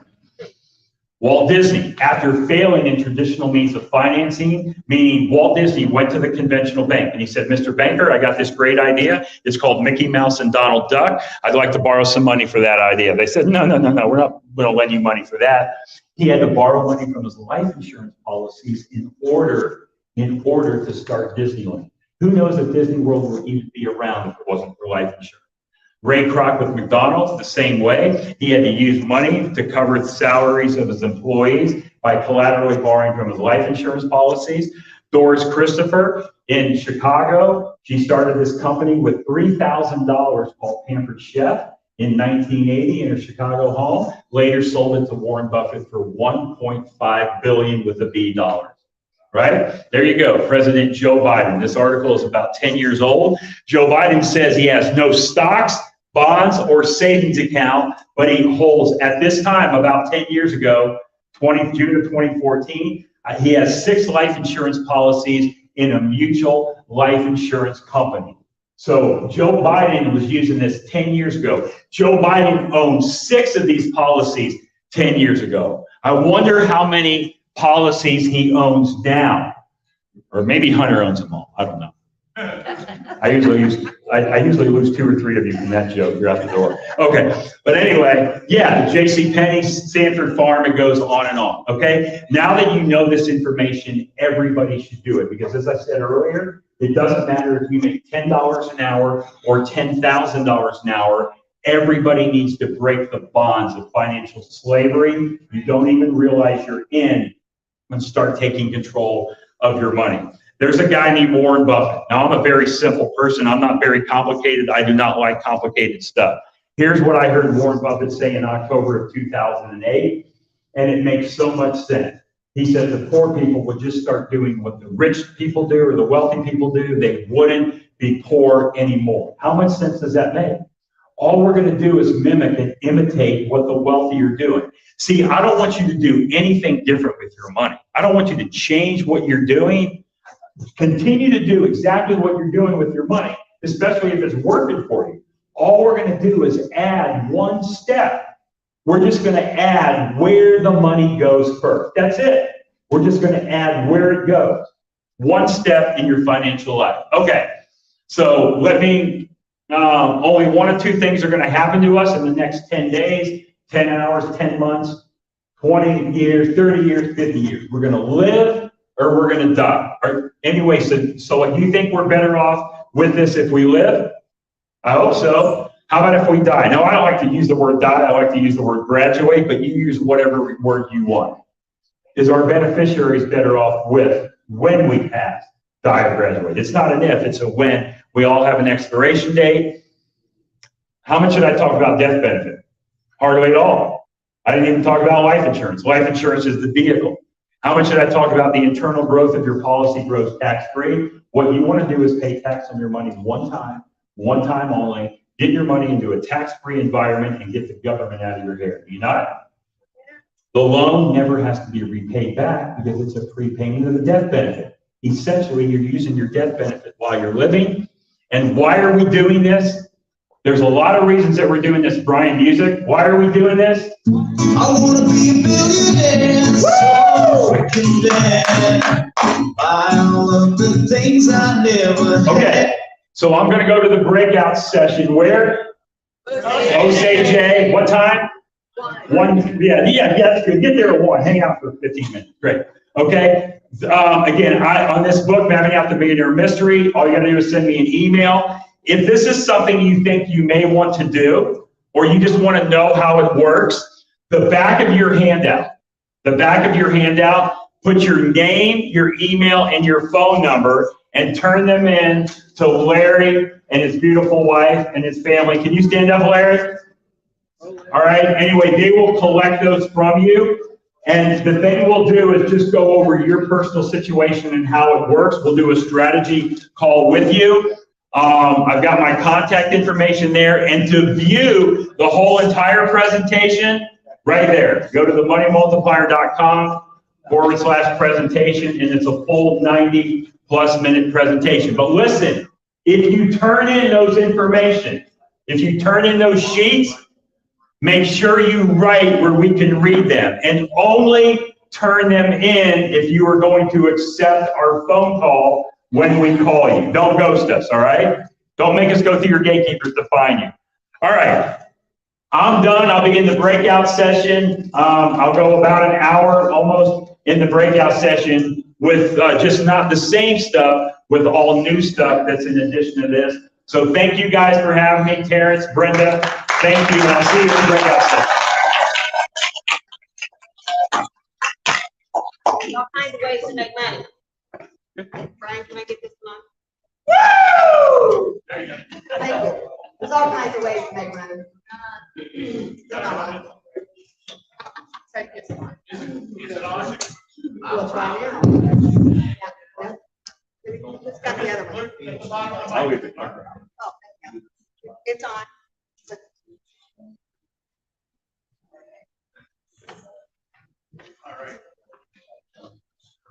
All right, there's all different kinds of ways to make money. And although we don't make it about money here at Becoming the Best You, money still is how we operate, right?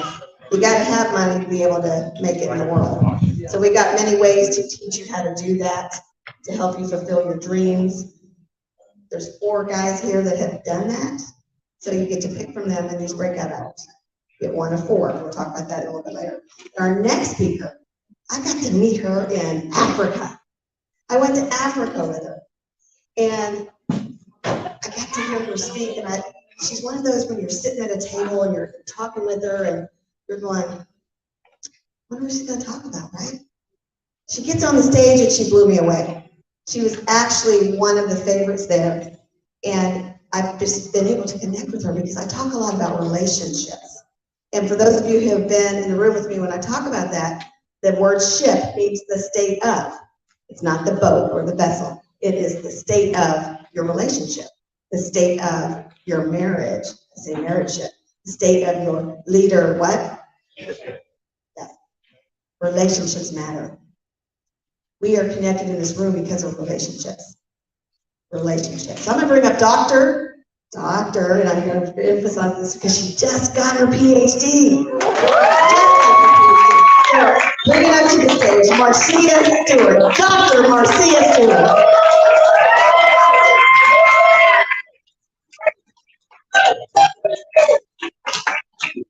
Good morning, everyone. How are you? All right, so move around a lot just because I do, but then the light is like right at you, right? So if I move around, it's to get away from the light as well. So this morning, as I sat and I listened to what everyone has to say about how do you become the best you, the one thing that I was prepared to talk about was I became the best me, or I'm still working on becoming the best me, because I understand me. So my talk is about understanding me, and that me is you. How do you understand me? Does anyone like to say or acknowledge that stuff that everybody talks about you behind your back, or that stuff that you aren't willing to admit to yourself? How many of you have that one thing you don't really want to admit about yourself? Okay, we all have it, right? Right.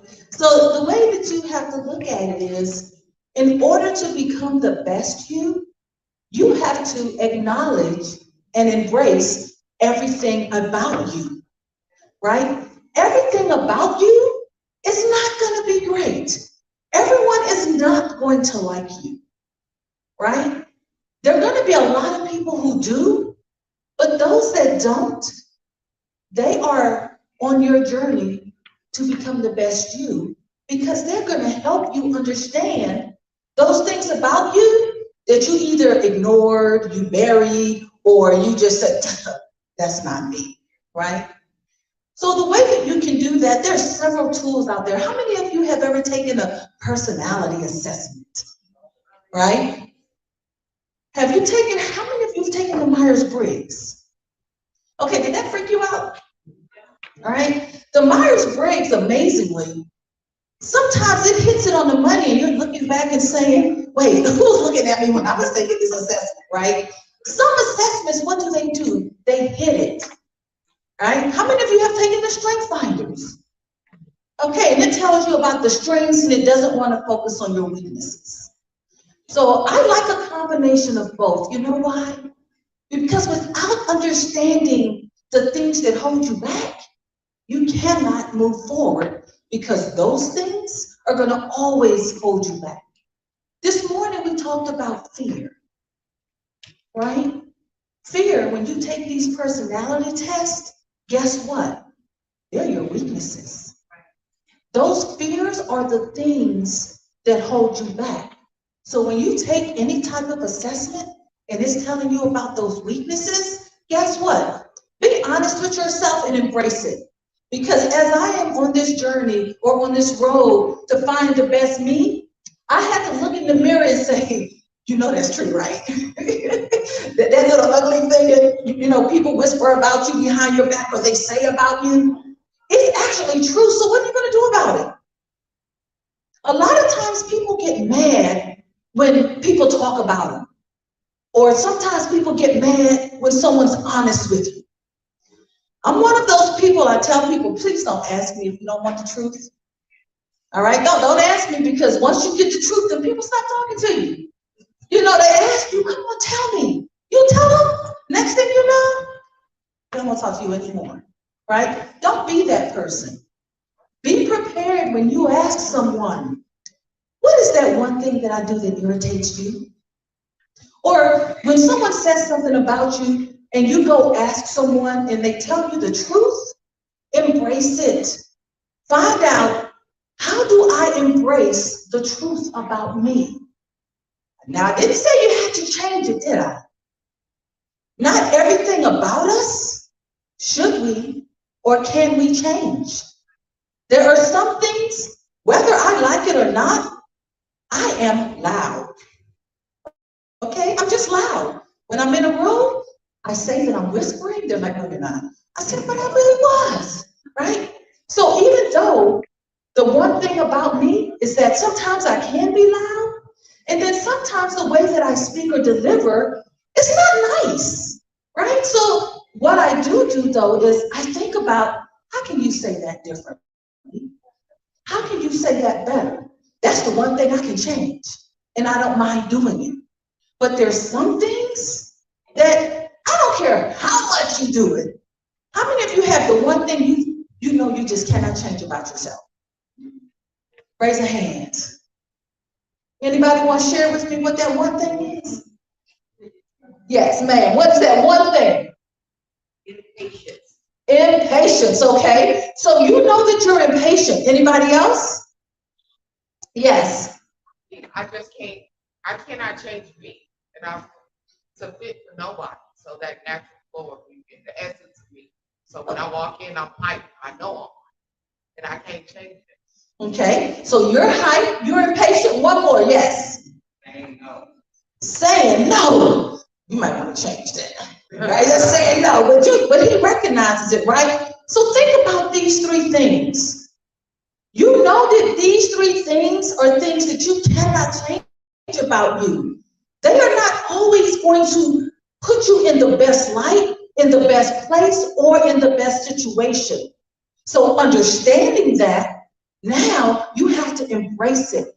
So how do you embrace? You know you can't say no. How do you embrace it and own it?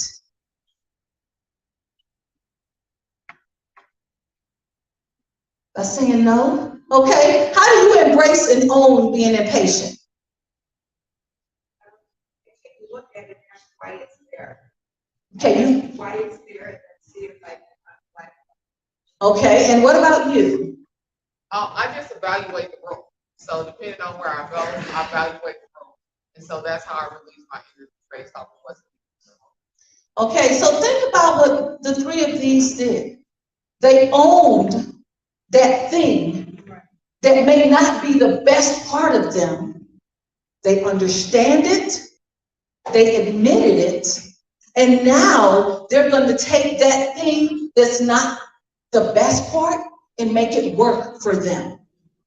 Remember, just because you think or someone else thinks it's not the best part, guess what? Sometimes it's the best part for someone at that moment. So think about that. I am an extrovert, and I say that introvert boys, deep down in it comes out sometimes, right? So the way that I do it is sometimes being an extrovert is not the best thing. How many of you are extroverts? Where are my introverts? Okay. Huh? Some of you are, okay? So we're gonna talk about the ones that are extroverts and introverts. So at work one time, I took it to my team and I said, okay, guys, let's see what our MBTIs are. So we did our Myers-Briggs, and what we did is we identified how do you approach an introvert and an extrovert. So we put that on the outside of our cubicles. Why do you think we did that? Yes, someone said, well, the reason we did that is so that me as an extrovert, I don't let the introvert drain me, and I don't drain the introvert, right? Because it takes a lot of energy to come down, and then it takes a lot of energy to come up. So sometimes that, going back to understanding me, if you understand that people on your teams are either introverts or extroverts, you learn how to go deal with them. And when you learn how to go deal with them, what just happened to your communication? It went up. So there was one young lady on the team, and it seemed like every time I would come, she would like cringe. And I'm like, why is she cringing? It's the energy that I bring. So what I did is, her thing was on the outside, so I read it and I looked at it, and I approached her the way it said, the best way to approach me. Our relationship changed right after that. You know why? Because I approached her where she was comfortable. But what happened to me? I was drained, right? Because I had to act outside of myself in order to be to where and make her comfortable. So sometimes, this is that understanding yourself. When you deal with someone and you feel drained after, you have to step back and ask, why were you drained? And the reason you were probably drained is because you had to meet them where they were. So that took the energy for you to do that. And then you have to figure out, how do you do it without feeling drained, but still meet the ultimate goal of building that relationship for whatever it needs to be? If you feel drained, it means what? You stepped outside of yourself. So that understanding me, which is understanding you, means you can identify the things that drain you. You can also understand those things that aren't necessarily the greatest things about you, but you can use those things to still become the best you. The whole thing is, though, do you know those things? Are you willing to admit that not everything about you is going to be the best or the greatest? But you can learn how to use those things to benefit you and still make you that great great person you know that you are. When we don't embrace those things that aren't the greatest things about us, you know what happens? Anybody know? You lose it, not quite what I'm looking for. You end up, at the end of the day, being tired and drained because it took so much energy to be someone you weren't, right? Sometimes we work so hard, and someone said it earlier, you work so hard to be the person somebody else wants you to be. And that's because you don't understand yourself and you don't know who you are. But once you know who you are, and once you understand who you are, that means understanding me, not just part of me, the whole me. Then at the end of the day, the type of drain that you're going to get is that drain of who I had a good day, right? Because it's different types of drains. You know, when you have positive energy, that drain at the end of the day, you're like, man, I'm drained, but I feel good. And that other drain is, I can't wait to crawl out of bed.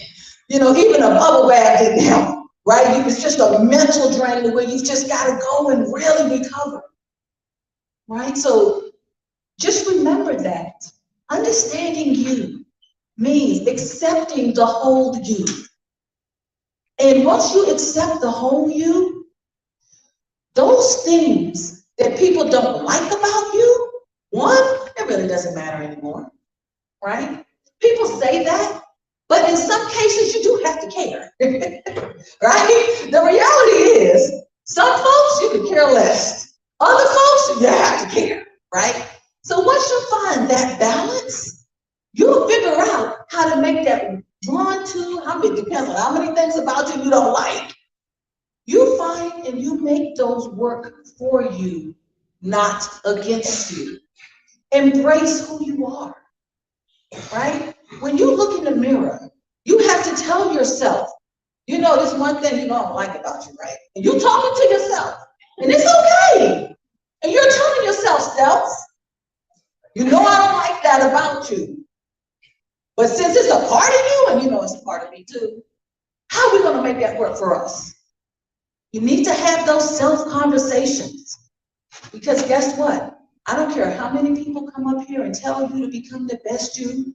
I don't care how many times you say, you've got to face your fears. You've got to do it. Until you understand who you are and understand all those things about you, you'll never be able to face your fears, right? Because one, you haven't admitted that you have things about you that you don't even like, right? So once you accept that, game on, right? So what I want to leave you with, and I'm going to leave it for a few questions, is at the end and the beginning of each day, know who you are. Understand you, understand yourself, and be true to that. When someone says something about you that's negative, normally think about when somebody comes to you and say, look, so-and-so said this about me. A lot of times, what's your reaction? I can't believe they said that. You say a little stronger to curve with them, right? But then when you get along by yourself, what do you say? Yeah, that's true. But how dare them say that about me, right? So instead of getting upset, embrace it. Admit that, you know what? I thought I was hiding that. I guess I gotta hide that a little better next time, right? But then you embrace what they said and you don't give it any power. Own you, understand you, and you keep the power over you. Okay, any questions? No. No? All right, thank you very much. And some of you have little books on your table. On the little book is, are you limiting your trajectory? By not understanding yourself, you limit who and what you can be. And the book is just designed for any time, it's just a little notebook. Anytime you find yourself in a place to where you feel that you're stagnant or you're limiting, ask yourself, how did you play a part in that? All right, thank you and have a wonderful conference.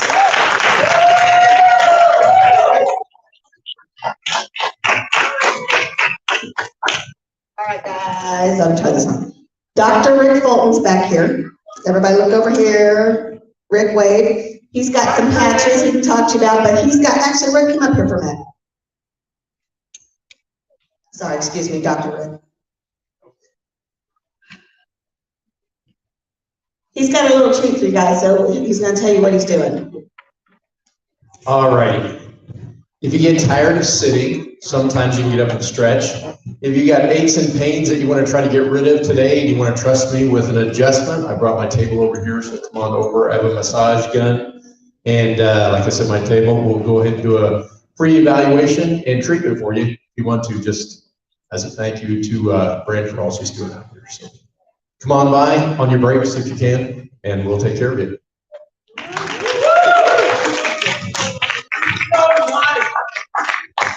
Well, hello, and hello, everyone. The mic is not working, but it is now. Here we go right now. Right now, I get the opportunity to introduce. First off, has the morning been good for you? Yeah. Has the morning been good for you? Yeah. All right, so now we have our next speaker coming up, right? This is a friend of mine. When I think about the song, there's a gentleman that wrote the song, and the song goes, "You are my champion. Giants fall when you stand undefeated. Every battle you won. I am who you say I am. You crown me with confidence. I am seated in the heavenly place, undefeated, with the one who has conquered it all." When I met Evans Cameroon, this praise and worship leader, this speaker, this game changer, this individual that had been through trials and tribulations, when I met him, he was serving with joy in his heart. When I met him, he was standing when others had attempted to knock him down. When I met him, not only did he come through for BTBY, but he came through for Dr. Phineas. Not only did he come through for Dr. Phineas, but he came through for the Safe in His Arms revival, and he was willing to serve, leading with his heart to empower, to transform each and every person that he came in contact with. And so some of us are looking for an everyday hero, but this next speaker that is coming up, he is a hero. He models it, he speaks it, he loves on every individual he comes in contact with. But the thing about him that I want you to get today, this man's spiffy on the day, I say. Very spiffy on the day. So I want Evans to come on up here to the stage so you all can get a grand entry of a word that will impact and shift you as well. Thank you.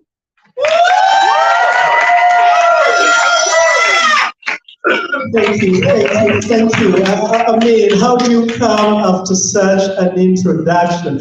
Come on, give it up for the stephologist, Dr. Regina Pratt.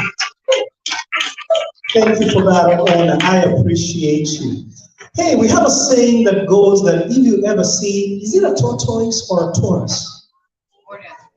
Okay, where it come from, it's a tortoise. But for your sake, if you ever see a tortoise perched up on a fence, you know that it did not put itself up there. Can I get an amen? Amen.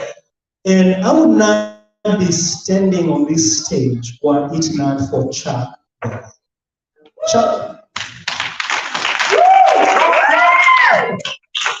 and I met on a Zoom call for Toastmasters, and we connected, after which he introduced me to Bren, who introduced me to the BTBS, Be the Best Speaker class.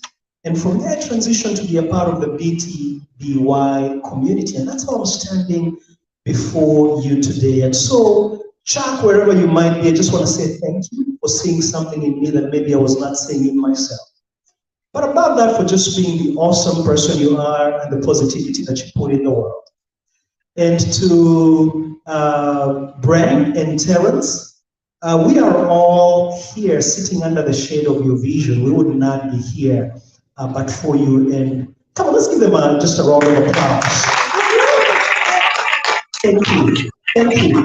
And to all the amazing speakers that I get to share a stage with, I think from this point on, I'll be able to say that I have shared a stage with not one, but 4 millionaires. I will be able to say that I've actually arm wrestled with one who happens to be a martial arts champion, and that I won 14 times. You see, I've just learned that all that is true. I've just learned that you don't have to tell a lie. All you have to do is be economical with the truth. And leave off the part that you won 14 other times. But for all the amazing speakers, for coming and just pouring so much value into us, thank you so much. And finally, to each one of you for just being here and understanding that the best investment is in yourself. So today, I'll be speaking to you about your rights, your obligation, and your privilege, your right, your privilege, and your obligation to fly. I'll say that again. Your right, privilege, and obligation to fly. So let me start with a question. How many here have ever seen a bird fly? Okay, there's some that didn't lift up your hands. Those that didn't, anyone ever see a bird? Still no hands. Anybody seen an animal? Any animal? You're freaking me out here. All right, we've all seen a bird fly. So let me ask, how many of you, upon seeing a bird fly, thought that that was something to write home? We don't. Why? Because birds, were created to fly. And when a bird is flying, it is just exercising its God-given right, doing what it was created to do. I want to suggest to you that birds don't just have a right to fly, they have the unique privilege of flying, because when a bird is flying, it gets to express a certain aspect of God's glory that only it can, that a lion can't, that a fish can't. And I want to suggest to you that birds don't just have a right, they don't just have a unique privilege to fly, but they have an obligation. You see, the flight of a bird is bigger than the bird. And when a bird is flying, it is fulfilling a role in nature, in the balance of ecosystem that would otherwise be upset if the bird did not fly. But I didn't come all this way to talk to you about birds. I came to talk to you about you, to let you know that you have a right to fly, to be everything that God ordained you to be, to do everything that God ordained you to do, and yes, to have everything that God ordained you to have. You not only have a right, you have the unique privilege. You see, as human beings, we get to be the highest expression of creation. But here's the cool thing. Each one of us gets to be a unique aspect of the expression of God's glory. So you, Jim, are the only expression of God's glory like you. There has never been, there will never be any other person like you. You have the unique privilege of showcasing the beauty and the wonder of God that is you. You don't just have a right to fly, you don't just have a privilege to fly, but you have an obligation to fly. And because in this ecosystem called life, guess what? There is a role, a unique role that only you can. In this giant history, I like to say history is his story.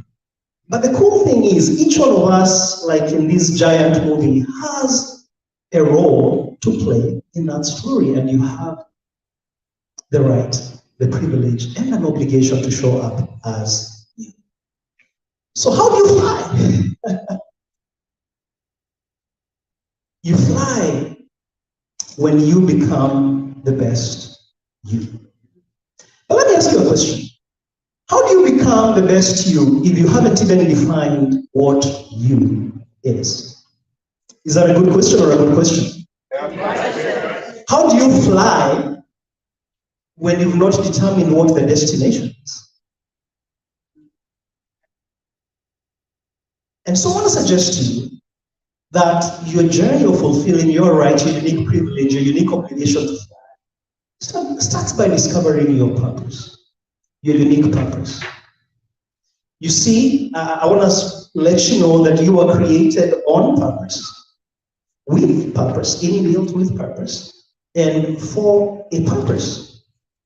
And when you discover, Miles Monroe, I believe, is the guy who said that the two most important days in your life, number one is the day that you were born. And number two is the day you discover why. There it is. When you discover why. Your purpose. And so, I want to suggest to you that the discovering your purpose part is the defining you. And then the developing your capacity for your purpose and deploying that purpose is the BTBY part, the process of becoming the best you. And so let me ask a question here. If I was just to having a conversation and I was to ask you casually, how many here are crystal clear? You are absolutely, positively sure what you are on this earth to do. All right, awesome. That is awesome. That is awesome. All right, for you that did not get to lift up your hands, I can relate. Because that was me a couple of years ago. I wasn't sure on what my purpose was. And I feel like a lot of us, we're not living our lives, we're living somebody else's lives. We're living the expectations that we've been conditioned into, whether it's by our upbringing, our background, our experiences, our cultural expectation and societal expectations. I feel like a lot of us are round pegs trying to fit in square holes or the other way around. You see, to really fly, you have to be the authentic. I like a quote by Bob Proctor that says this, that to be free, if I want to be free, I have to be me. Not the me that I think you think I should be. Not the me I think my wife thinks I should be, don't tell her that. Not the me I think my kids think I should be, but if I want to be free, I have to be. And so let me just tell you a little bit about my story. I was, like everybody else, self-aware to some degree. I was aware of what my background was, what my experiences, good, bad, and ugly were. I think I had a fairly good handle on what my gifts, my skills, my talents were.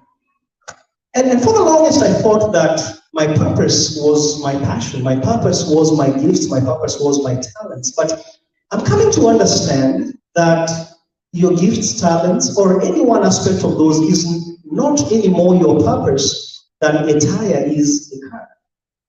And while a tire is part of a car, all those things that make you the unique you that you are, from all those things I mentioned, to your education, to skills that you have gathered along the way, to your personality, Dr. Stewart talked about a moment ago, all those things make you the unique you that you are. And purpose is not so much even what you do. Purpose is the uniqueness, is your unique fingerprint, the uniqueness that you get to bring to everything you are and everything that you do. So all this changed for me when a couple of years ago, I learned about a class called 10 Days to Discovering Your Purpose. Now, I decided to take the class because number one, I knew the gentleman that was offering it and he's somebody that I really respect. Number two, my wife had taken the class during COVID year 2020. And she came out raving that she had actually pinpointed her purpose with complete clarity. And there was proof in the pudding. In the days, weeks, months to come, I could see the change and the transformation in her. And so when the course was offered the year after, I was the first to jump in. I said to myself, what is an investment of $10? And I don't know about you, but I cannot put any monetary value to really nailing down for once and for all who I am and why the heaven I am, right? And so I decided to jump in. And I was blown away because I'll tell you that it's the most comprehensive treatment on the subject. It tackled everything from your background to your experiences, to your physical makeup, to your psychological makeup, to your education, to your experiences, the good, the bad, and yes, even the ugly. And for once, it helped me find convergence, find congruence, find that common thread that runs through all these things that sometimes I don't think have a rhyme and rhythm, to see how they all tie together. And at the end of the 10 days, I was crystal on what my purpose is. And if you were to ask me what my purpose is, I'll tell you, I'm a communicator.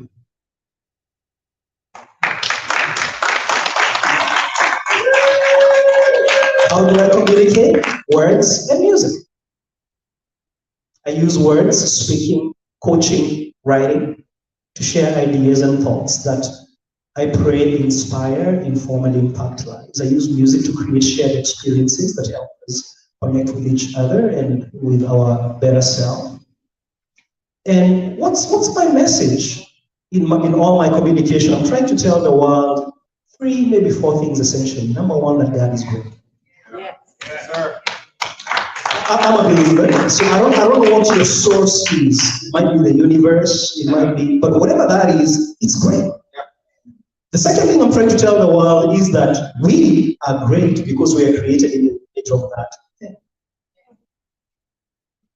The third thing is that we live in a great world with great people, and there's a great purpose, there's a great story that is going on with all these, and you and I get to be a part. We have a unique role to play in that, and it behooves us to discover, develop, and deploy our purpose. That's all I'm trying to say as a communicator. And so that started me on a journey of self-development. I felt like for the first time, at the ripe young age of 41 years old, I finally knew what I wanted to be when I grew up. And I felt like for the first time I embraced my true identity, number 1. And number 2, I gave myself permission to follow it unapologetically. I knew in this growth process, I first of all have to become. You see, a lot of us are trying to do stuff and to have stuff. But when you become, the doing and the having take care of themselves. And so I started a journey, studying, reading, taking coaching, learning that the best investment is in myself, becoming the person that I want to become. I started doing things, growing my capacity, growing my skills. I went back to school. And yes, granted, I was in classroom with some 18 and 20 years old, and I felt old and out of place. It was the best 1 year of my life because I was doing something that I absolutely enjoy. I went to take some music theory, voice, and trumpet classes. And I was having a blast. I started investing in myself. I invested in growing as a speaker. I decided to join Toastmasters, which is where Chuck met me, and I took the BTBY class, becoming the best speaker class, and I started to grow. But guess what? On my journey of being intentional in becoming, in doing, I started seeing results. I started having success. And a couple of the greatest things that I can say are the result of me being intentional and working in my purpose. One is a shift in my work. 1 year ago, I got the opportunity to transition from a 12-year successful transportation and logistics business that I was running to actually doing something that I really enjoy. And so nowadays I get to go and provide music entertainment. I play the trumpet, I sing, and I get to go into private events, corporate events. A lot of my work actually happens in nursing homes and retirement communities, where I get to go and just share with them the blessing of music and just connect with them that way. And I'm pleased to say that as of this July, I was able to, after a year and a half, fully replace my income.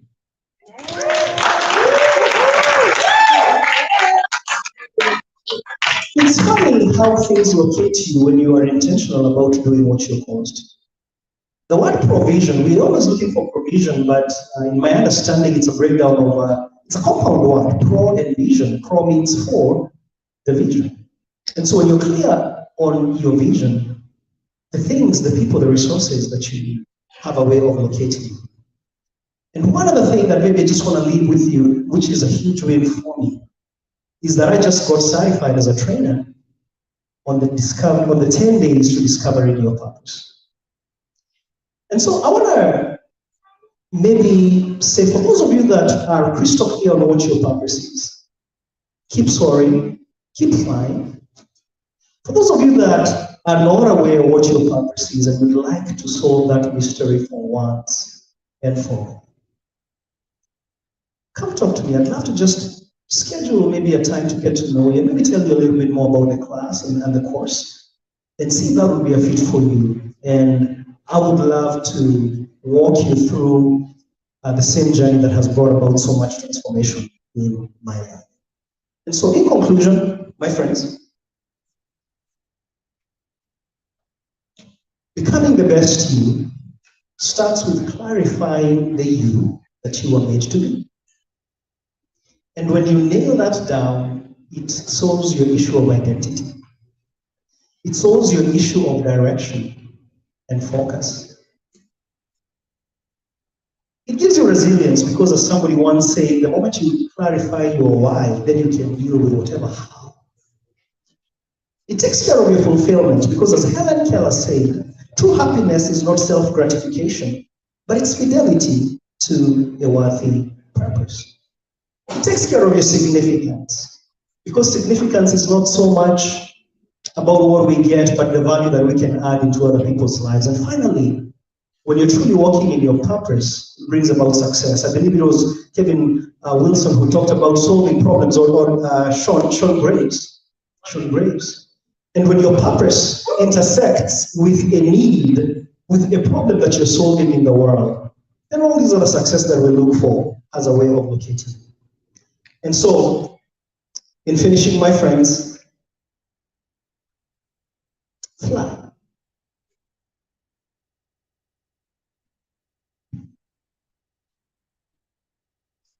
It is your birthright, just like breathing,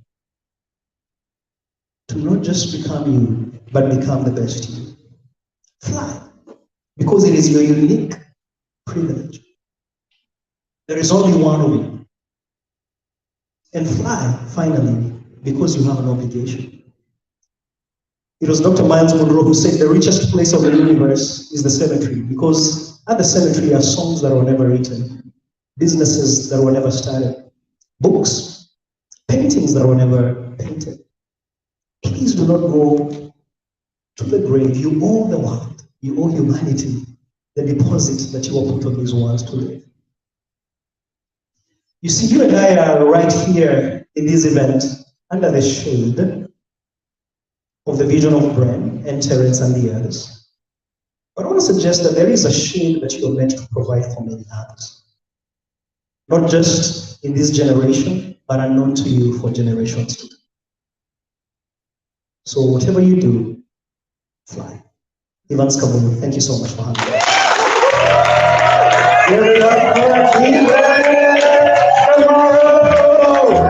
Yes, I want y'all to do better than that. Give it up, give it up, give it up, give it up for Eden. So you guys enjoying yourself this morning? Oh man, so the energy is waning. I need everybody to stand up. Just stand up, stand up. We're not going to make anything crazy. Stand up. Now I just need you to take your left hand. Which hand? Your left hand. All right, reach your way up over your head. Yeah, touch that ear. And stretch. All right, put it down.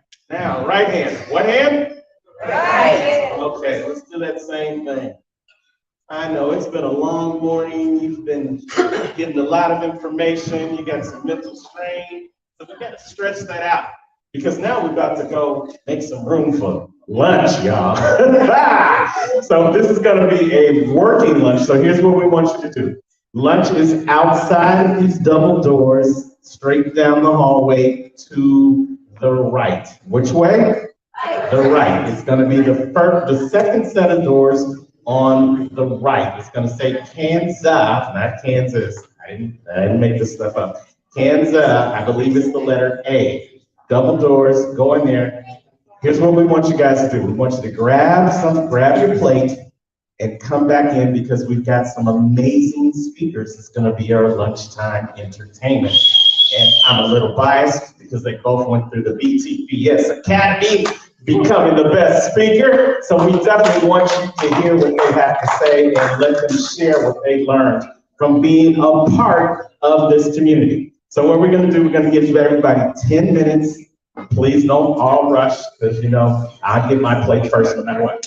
But please rush out there, grab your plate, come on back in, and let's get ready for some lunchtime entertainment as we continue our BTBY experience. Hashtag BTBY. Yes, make sure you grab your plates and bring it back in here so you can have our lunchtime entertainment.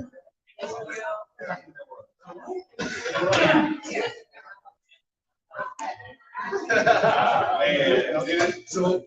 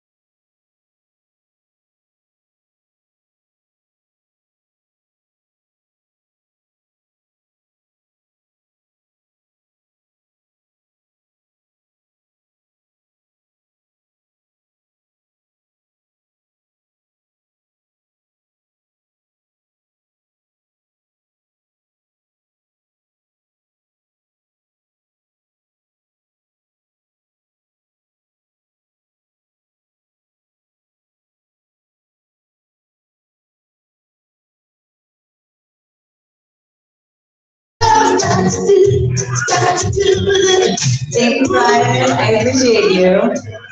Hey, love. Yes. Woo! Can I get a hey, love? Thank you so much. You are love. I am love. I'm here today to be a legacy liberator. That's what I'm here to do. I'm here to liberate legacies. So you might see on the screen when Brian's ready. I so appreciate you, Brian. You might see on the screen, you are a love legacy. There we go. You are a love legacy. And that's what I'd like to talk to you about today. You see, my parents left me a legacy. What probably comes to mind when you hear the word legacy, you might think money. You might think buildings. You might think of land. Or maybe you think of fame. But that's not what we're here to talk about today. My parents left me a legacy of energy. Mom and Dad, I hope you're watching. An energetic legacy, a legacy of energy. I heard my parents throughout my life refer to each other as love. Hey, love, someone's at the door. Can you get it? Hey, love, I can't reach the bowl on this shelf. Honey, where are you? Hey, love, I'm so glad you're home. So good to see you. And I'd love to hear the terms of endearment that you grew up with. Maybe there were none. Maybe you loved them. Maybe you did not love them. But what are some that you heard growing up? Some people call them pet names. I call them terms of endearment. So I'd love to hear from the audience. Honey. Honey. Sweetie. Handsome man. Sweetie. Darling. Darling. Handsome man. Sugar mom. Sugar lump. Oh. Sugar lump. What over here? Julie? Anybody over here? Sis. Yes. Pumpkin. Pumpkin. Keep them coming. Charlotte. Come on, Charlotte.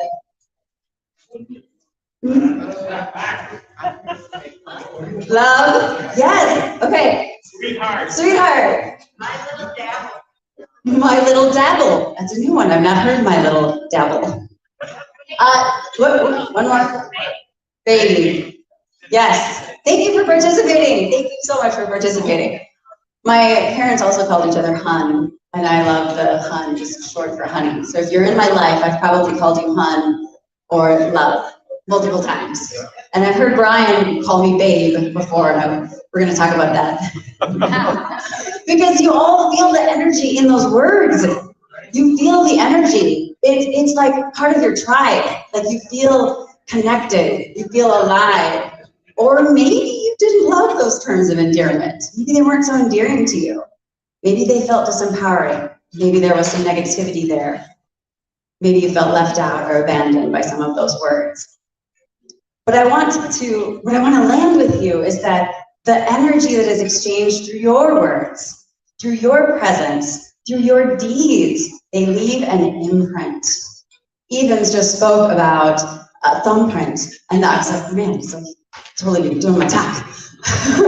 He was talking about some things, the direction we're going to go today. But I believe that just by you being here today, by you walking into any room, by the way you speak, not only to others, but to yourself, you are etching fingerprints like a carver on people's hearts.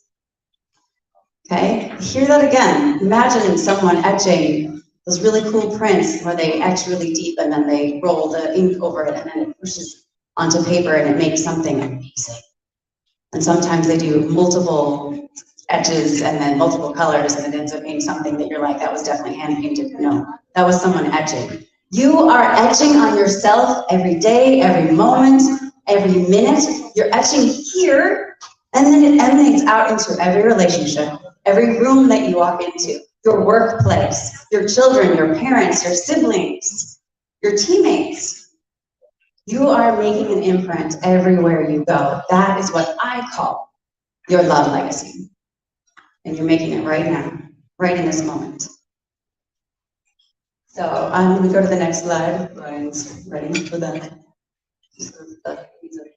Okay, there we go. So terms of endearment, we talked about that. Leaving an impression. I believe you're leaving an impression everywhere you go. Who here knows Jawanda and William Fells? Yes!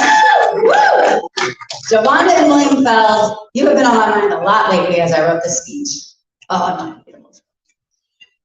Who feels good when Jawanda and William are around? Can I just get a yeah? Yes.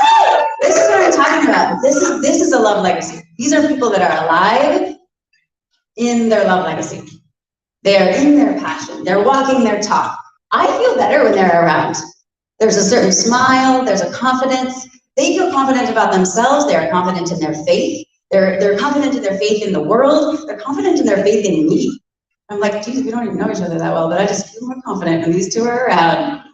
Seriously, and everyone here who has met them knows it. And for those of you watching online, we're gonna put a link below to one of their 5 businesses that they have, and we'll introduce you to Jawanda and William Fells, because they are powerful people. Yes. And that's where I wanna go today. I wanna go to the next slide.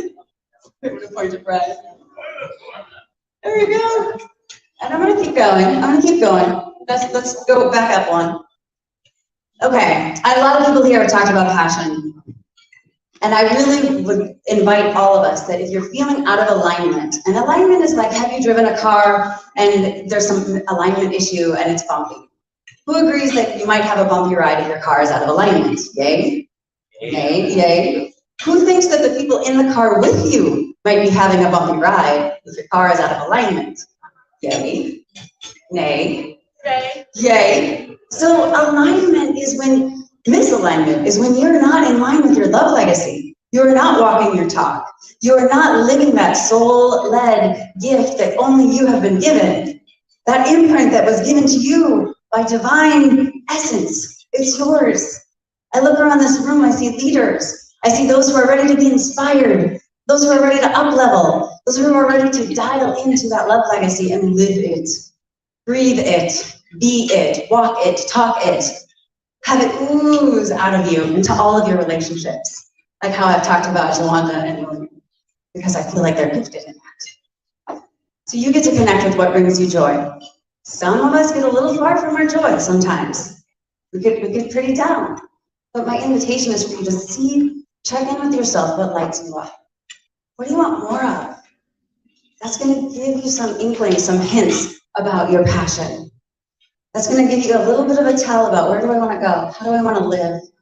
How do I want to show up? This is a big one.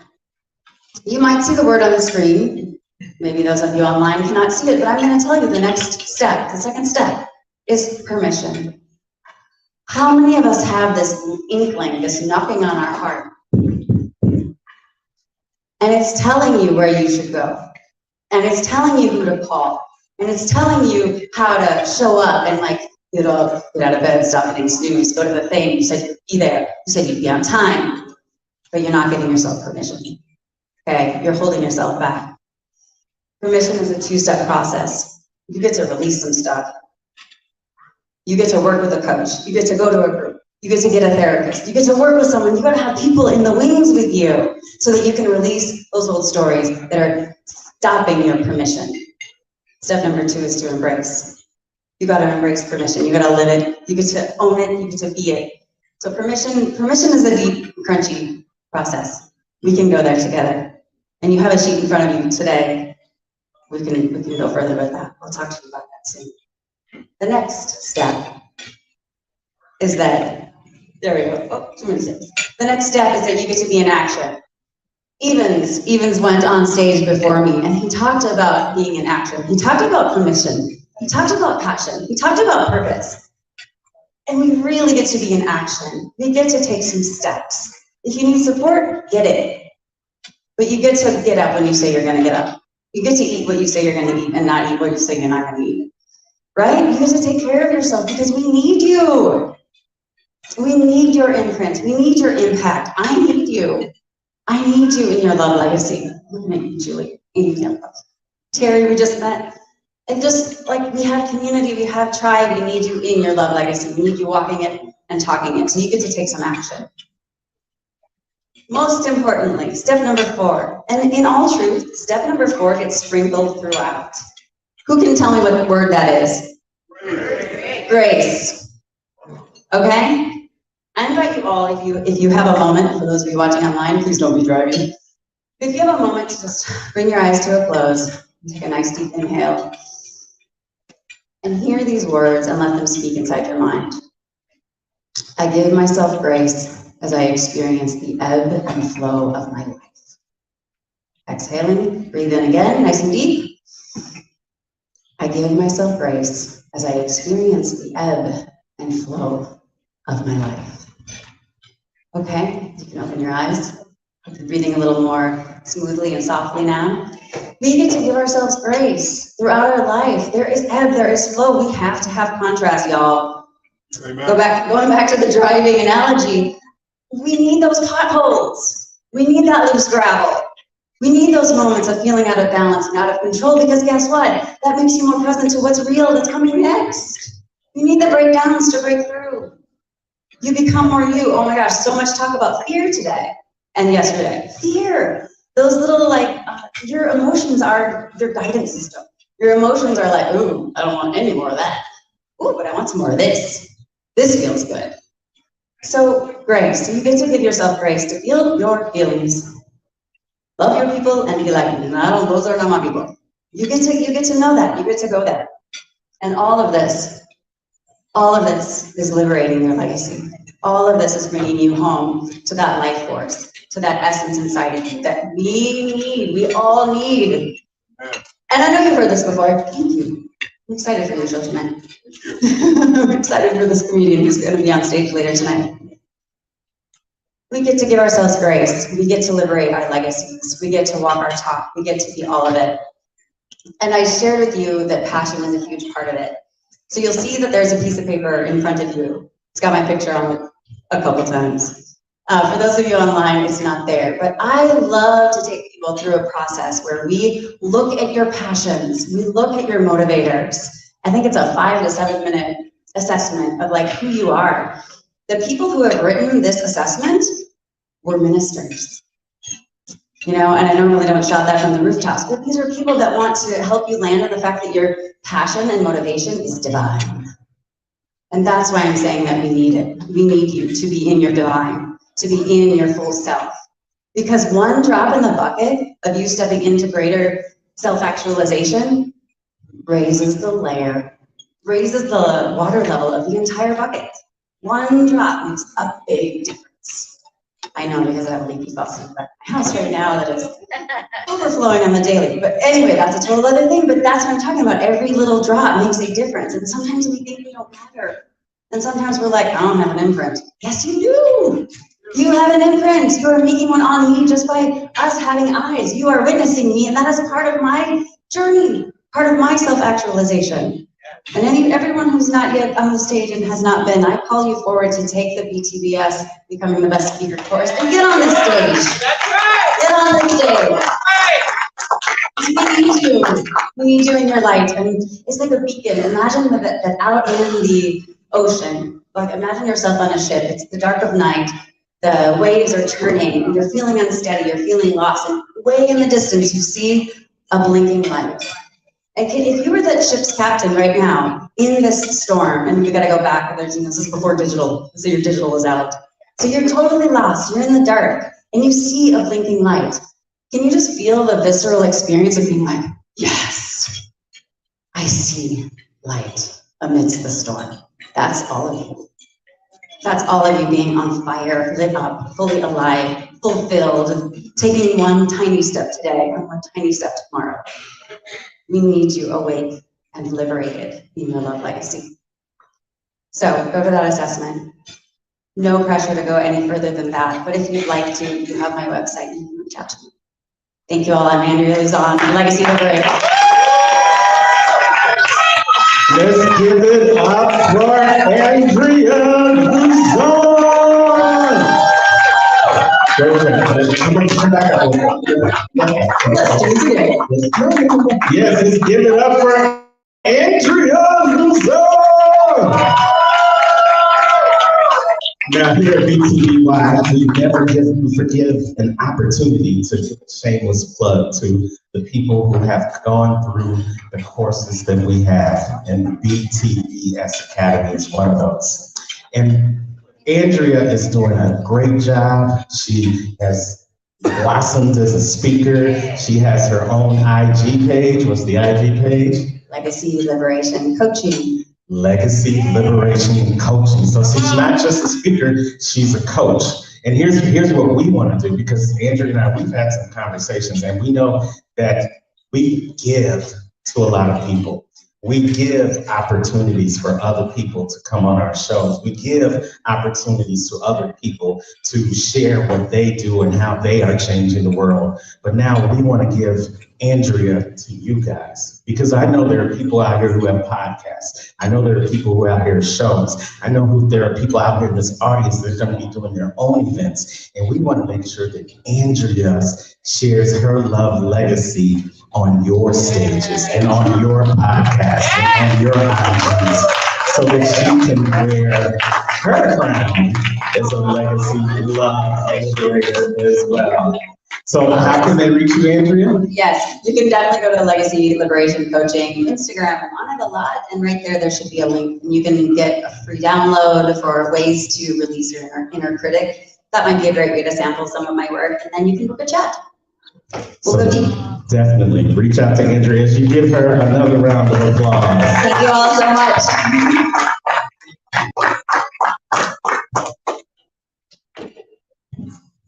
All right, so you guys, are you digging what's coming out of the BTBS Academy? Yes, yes? All right, we are creating speakers, and we've got another graduate of the BTBS Academy coming up for your lunchtime entertainment. Is none other than Miss Kimberly Sly. Kimberly.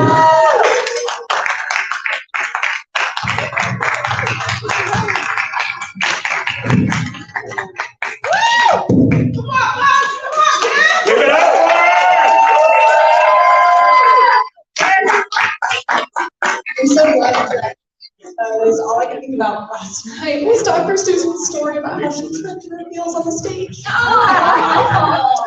And so I tried to decide, was I going to wear the heels that were the height that I wore last night? Or should I minimize risks? Did you actually fall off the stage? Off of it, or you just fell? There wasn't a stage, it was in the room, yes. Okay, The table okay. in front, yes. Okay. Yeah, you're okay.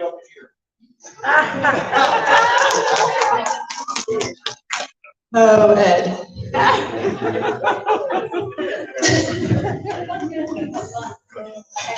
Okay. So I just want to welcome everybody. There was such a great energy last night and even today, and I really appreciate everyone showing up and giving me this opportunity. My name is Kimberly Sly. If you're trying to Facebook stalk me, Ed, you'll find me under Kimberly Wilson-Sly. All right, I just wanted to make that clear. I feel like I've always told these stories. So I am the mom of 3 amazing children who give me a lot of grace. My older 2, who are 18 and 13, they race motocross, and I'm their biggest supporter, and I have become their pit crew. And then through learning with my parents, my parents are some of their biggest sponsors. And if you know anything about the sport of motocross, it takes a lot of money. And so I really appreciate them and who they are. And then my 3rd child, she is the life of our party. And she gives me a run for my money, and I'm pretty sure she's right here.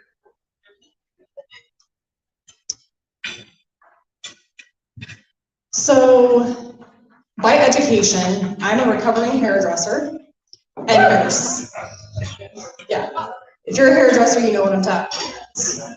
I've been out of the industry since 2014. Ed? Yeah. So my nursing background brought me to a passion that I have, and it's educating people on living a healthier life and just connecting the whole mind, body, and spirit. And that's something that I think we lack so much of in Western medicine. And I became passionate about this. I'm just going to tell you a short part of the story. I became passionate about this because in 2012, I was diagnosed with a pulmonary embolism and a DVT that ran from my hip down to my ankle.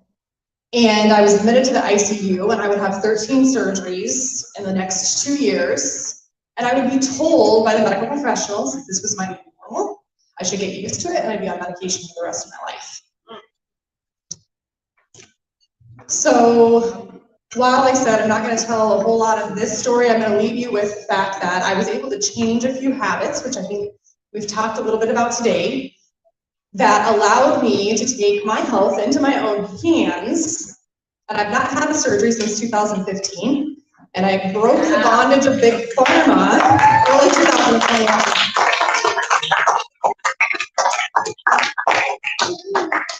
So earlier this year, I was working with a good friend, Brian, and I did the PQ assessment with one of his mentors. And I learned several things during that, but one of the things that stuck out to me, it said that I was a risk taker. And I thought, you got the wrong girl. I'll stay standing in quicksand because I know what the outcome's gonna be. Seems crazy. And then I got to thinking, going against doctors' medical advice and quitting my medication is a pretty big risk. I didn't know it was going to happen. I just trusted the research and that I knew the body knew how to heal itself. So then fast forward, in 2014, I met who I thought was the man of my dreams, and it quickly became a nightmare. It started out seemingly innocent with gaslighting. Heck, I didn't even know what the word gaslighting meant. I just thought that I was losing my mind and going crazy. And it quickly, over 5 months, turned into emotional, verbal, and financial abuse. I would quit my job hairdressing and I would move here to Kansas City to start nursing school, where I'd be financially dependent upon him, and I was away from all my friends and family who supported me.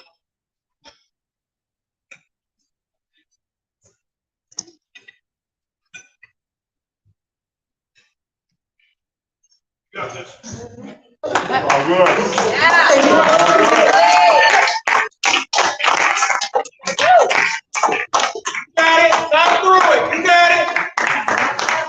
I ended up going to a psychiatrist named Dr. Doolittle, and I am not kidding you when I say that is what I was. And he fed me full of some education and resources, and as I was learning, I was learning about how to handle and deal with people who have narcissistic and borderline personality disorder. I'm not saying that is what this man had. I'm just saying the things that I was telling Dr. Doolittle that I was experiencing, he's saying, I think this might be what you need. Now, what this education and those resources did not tell me was that with people, and I say people because women experience this too, it's not just men, but when you take away they thrive on your reaction and your emotions and just working you up, right? And when you control your emotions and your reactions and you take that away, they fall out of control. So what they didn't tell me is that when that happens, what do you think is going to happen?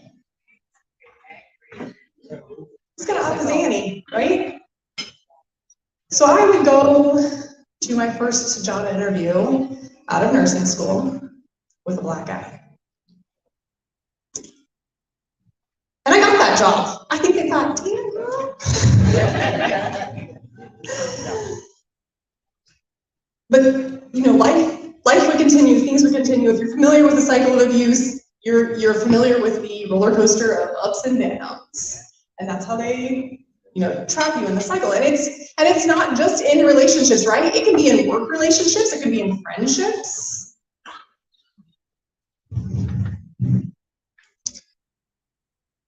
And so in September of 2020, he would come home late one night, and he came into my daughter's room where I had been sleeping for the past year, And he would say, we need to talk. And so reluctantly, I went into his room, followed him, and our 3-year-old at the time had just awoke, and she followed us in there too. And shortly afterward, you know, things are, you can tell the air in the room, the energy is heavy. She pulled an AR-15 out from underneath his bed. And like Mama Bear, lost my shit. I grabbed her, I went back to the bedroom, her bedroom, the bedroom that I had been sleeping in, and I laid there trying to go to sleep that night, and I thought, you know, I was having all these flashbacks of him walking by me and muttering, really love someone unless you talk about killing him.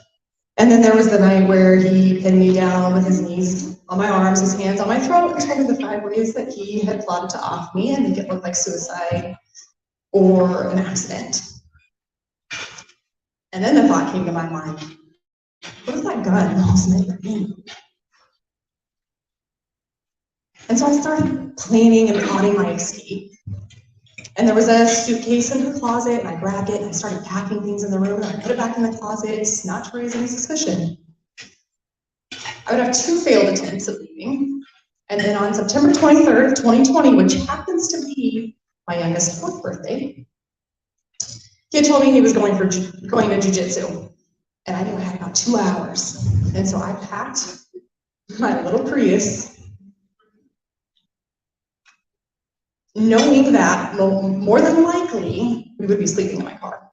I've been calling the local Kansas City domestic violence shelters in the metro area, and all the rooms are full.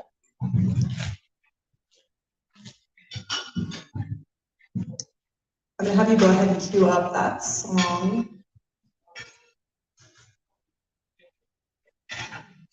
Gary, Brian, song. Living life on the merry-go-round. So I was just sitting here, and in between bites, I want you to listen to this song, and I want you to reflect a little bit. So we go walk it out.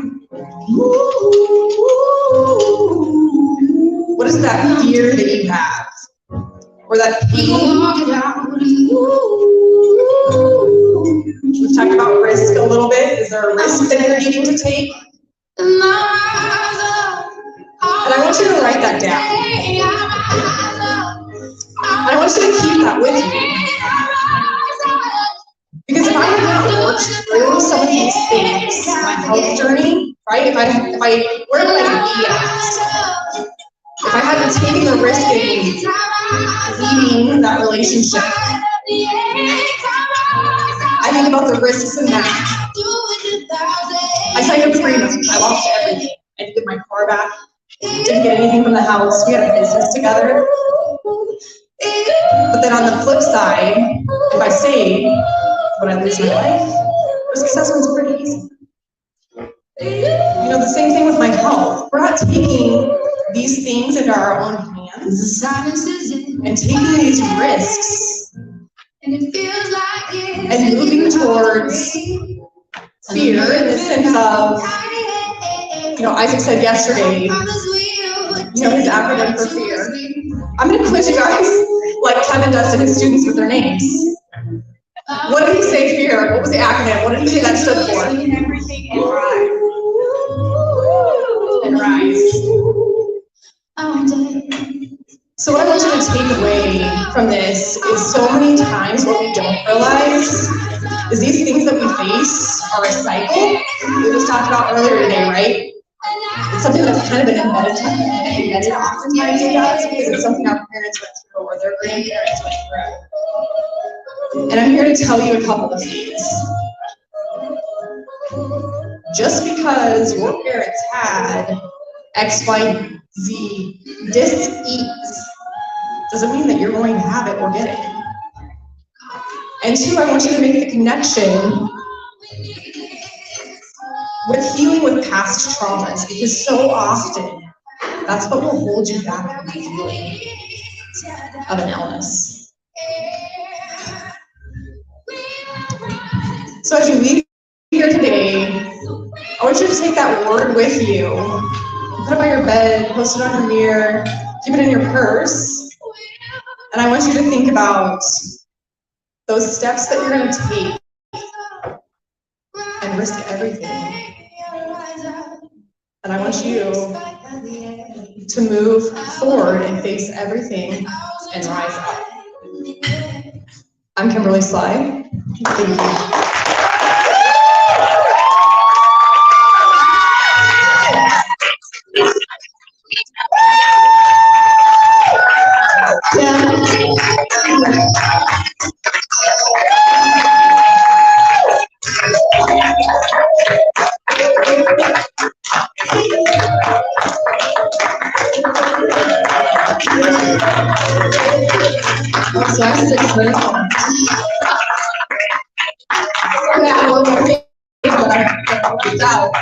I just wanted to say, part of that was, you know, with my health now, I'm passionate about educating and helping other people move forward. I don't know everything, but one thing I was told is if you don't start now, you're doing service to other people because you don't know more than what other people know. So I thought, okay, there's a place to start, right? So think about that and and moving your pain into purpose, right? We can do that so often, and a lot of people think they have to have it all together. You really don't have it. And then with, you know, the DV now, I'm able to give back and go volunteer with the domestic violence shelters, and I speak, not like this, usually I have notes, you know, and advocate and educate people about the seriousness and that it's happening. 1 in 3 women and 1 in 4 men. And I know that seems crazy, you're like 1 in 4 men, well, it's because it's not manly to report it. I can tell you, working in surgery, I've seen the trauma that women can do. So in finding that purpose, right? Like volunteer. I think it was Isaac again that said yesterday, in volunteering, I found my family. And in volunteering, I found my family, and that family, which is part of you guys, helped me heal. So, thank you.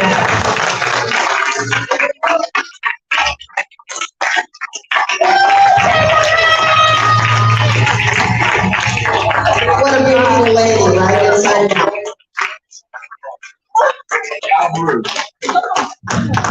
Dr. Lewis Michelle, here's my question.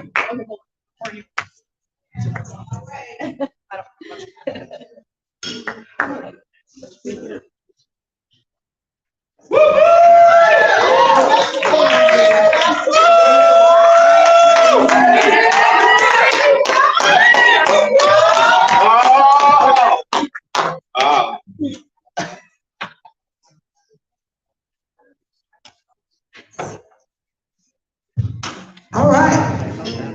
Let's hear from Brenda Raywood.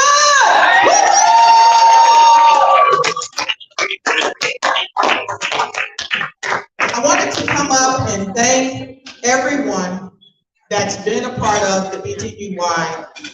This journey is amazing. How many of you have posted what's happening here today on your pages? Okay, if you posted it on your page last week, how many of you? Let's make some noise, let's make some noise. If you posted it on your page last month, let's make some noise. If you were in the house today, let's make some noise. If you were in the house today, let's make some noise. Not only are we in this house, we are on social media house. We are on Facebook. We are on YouTube. We are on everybody's tube. And I shared with Brenda a few minutes ago, earlier this week, we have a great team, and we posted and we did a press release. And guess what? We are in the news in the UK. We are in the news in the UK. Come on. Because everybody is not there.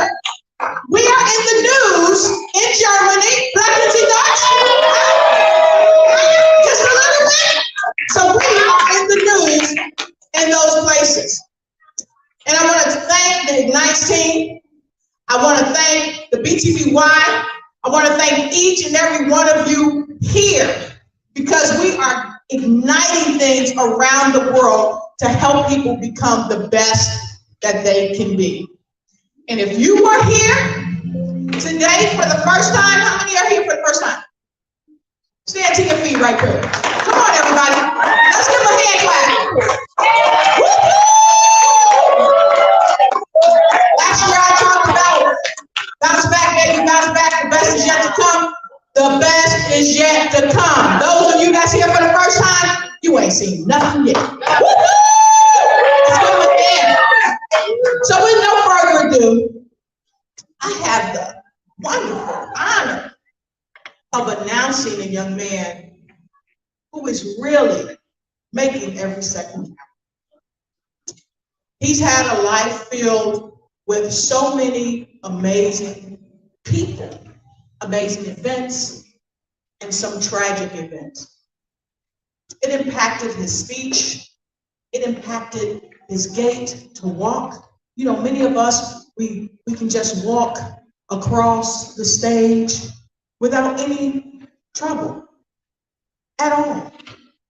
But our brother, when it affected his gait, it didn't affect his enthusiasm. Yeah. It didn't affect his willpower. It didn't affect his ability to connect with people all around the world.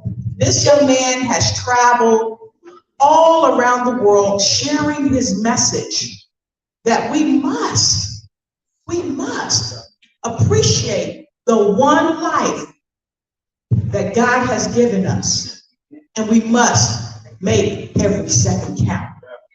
So for many of you, I introduced to you for the first time, but for many of you, I present to you once more, and as they say, and again, our brother, none other than stand to your feet, boys! Come on, get on your feet! Come on, be amazing! Jack, Mark, and Judah!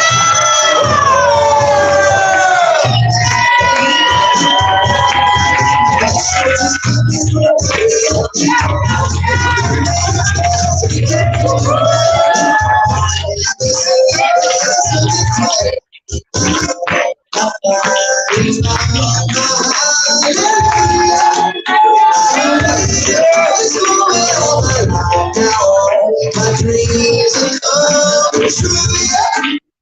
I'm waiting for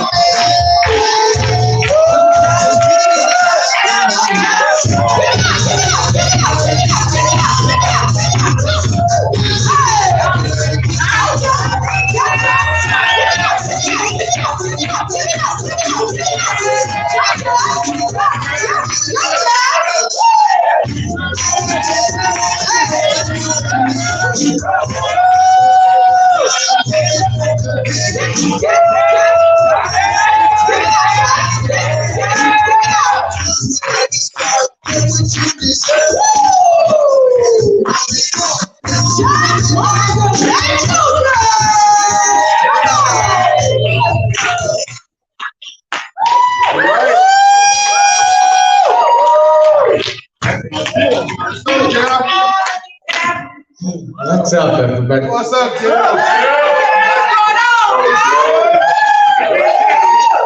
Thank you for that. I happen to love this cape. Sorry. But, so, I was asked to come back here again. And, you know, I'm always willing to come back because I love this. Becoming the best you is a part of me. So, first of all, I want to take a second here. And I want to celebrate you guys. Because it's you guys that are overcomers as well as me. Yes, sir. I might have overcome my car accident. I might have overcome 2.5 months in the hospital, or 3.5 in the hospital, and 2.5 in a coma. I might have overcome a traumatic brain injury that still affects me to this day. I might have overcome a broken jaw twice. Don't ask about the second one. I might have overcome something besides what you have. But you guys are all overcomers. You know how I know that? No, not because of the cake, but I do appreciate that. So I know because you guys are still here. I want you to repeat after me. All right, so that wasn't one of the things, but oh well, that's all right. So, darn it, now I forget. Come on, Jeff. You got it, Jeff. Get it. Go Alright. So, you guys have been through. Say, I have been through. Nothing that I didn't live through.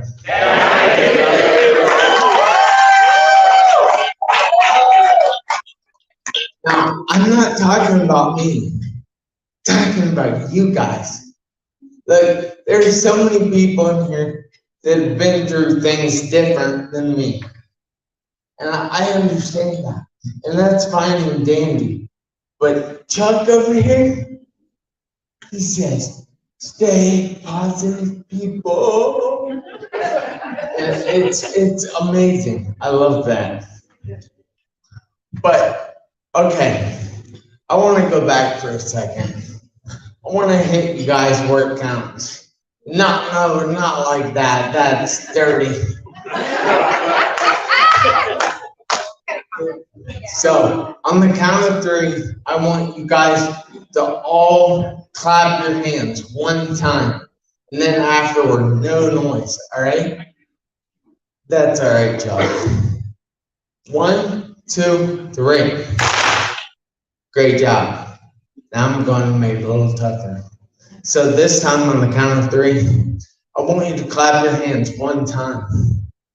But I also want you to stomp your left foot. Now everybody knows their left from their right, right? All right. Well, and both of these things are at the same time. And then afterward, no noise, all right? 1, 2, 3. Great. Now I'm going to make it a little tougher. Sorry, God bless you guys. Gonna get you out of your comfort zone, you know. But on this time, on the count of 3, I want you to clap your hands one time. Stomp your left foot one time. And say boom one time. And then afterwards, no noise, all right? I think you guys can handle that. 1. Boom. That's what it's supposed to happen. Yeah.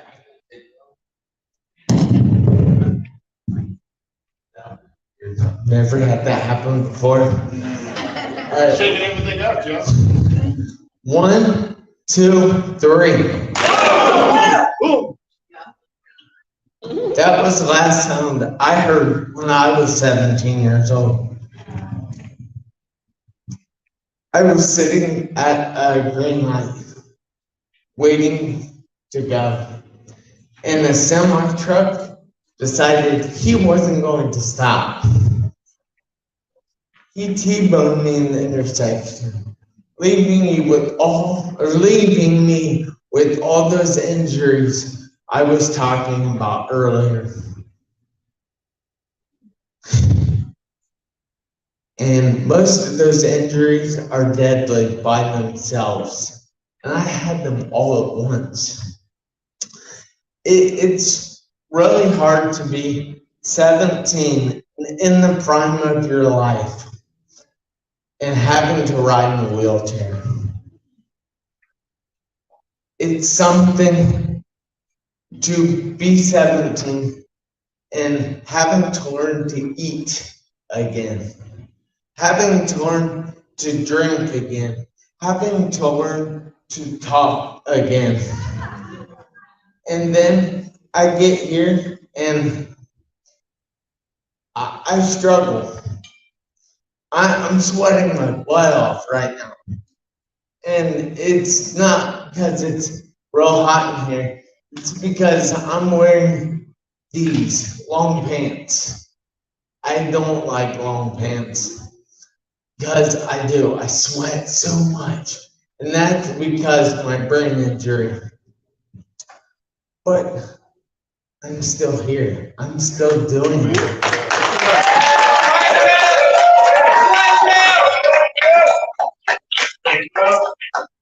I just want to be here to show other people that they are still here.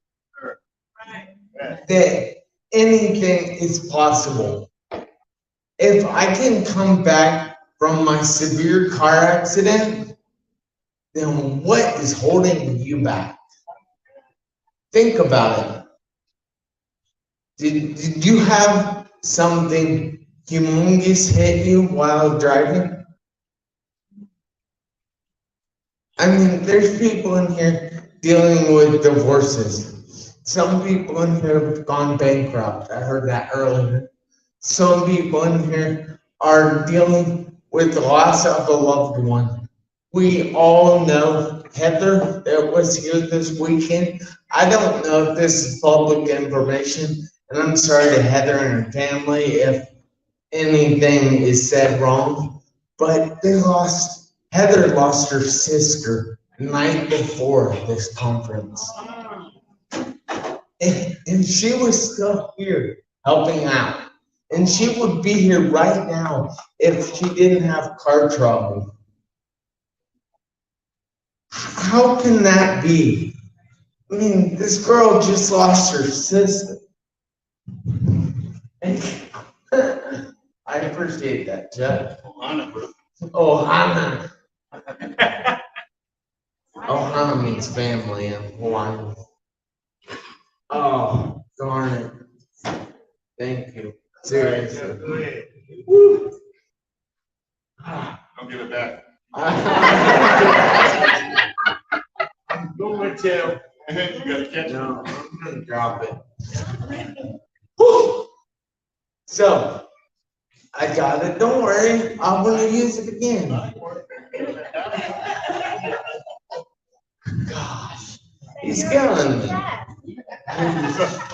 What did you say? I said he's setting you up for success. Thank you, Chuck. Set me up for success. I appreciate that. Very nice, sir. Right here, I love you, Chuckles. Just don't call me Chuck.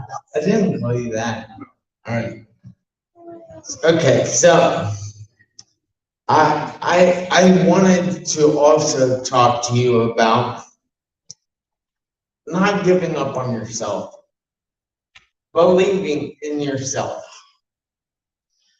So there are two boys from Dayton, Ohio. They were trying to do the impossible. And they had a little bike shop. And they used their knowledge of bikes to work on this project. And they were completely underfunded. They didn't have the resources, the team, anything that other people had. But they had what I call, well, what the dictionary calls tenacity. They knew they could do it. They had belief. They had faith in themselves. And what do you know it? But on, in December 1903, the Wright brothers were the first in flight in Kitty Hawk, North Carolina, when everybody in the world had doubted them. And you guys are possibly stopping because your family says that no, it's not possible for you. they had everybody in the world telling them that they weren't going to be able to do it, that they were crazy, they didn't have the education, that they were nothing but bicycle mechanics. But they did it. You guys can do anything. So, all right. I also wanted to tell you a little story. So, when I was in the hospital after my accident, sorry guys, I'm sweating up here. This rag is gonna be soaked after I'm done. Nah, all right. But I finally got in a wheelchair, being pushed around the hospital by family members. Now, granted, I was still in a coma at this time, and I had no idea what was going on, but other people did. And I guess they tried to tell me that, Jeff, you know, you don't have to keep fighting this fight. You can stop anytime. If this is too painful, just throw in the towel. Because there are so many other people that just throw in the towel. And something in me didn't let me do that. Amen. And I'm so thankful for that. But I got out of the coma. I was still in the wheelchair. They told me, Jeff, you know, you can quit this therapy thing at any time now. People live every day in a wheelchair and they're happy. I said, yeah, they might be, but I'm not. So I got to walking with a walker, an old person walker, if you guys aren't familiar. I wasn't old, but I was walking with an old person walker.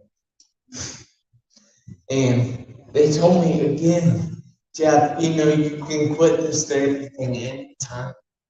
People live every day walking with a walker and they're happy. I told them, yeah, they are, but I'm not. So I kept fighting, I kept pushing, and eventually I got to walking with a cane. And again, what do you think they told me? You know, you can quit this therapy thing at any time. People live every day walking with a cane and they're happy. I told them, yeah, they might be, but I'm not. So after a while longer, I got to walking unassisted, just like I am now.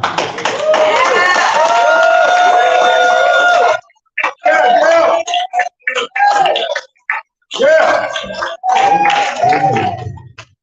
Now, I was extremely happy, and they couldn't believe it. They told me, Jeff, this is probably the best you can expect. You can go ahead and give up on therapy now. People live every day walking with unassisted, and they're happy. I told them, yeah, they might be, but I'm not. Because, you know, I'm going to run. There's nothing in this world that is going to stop me from running.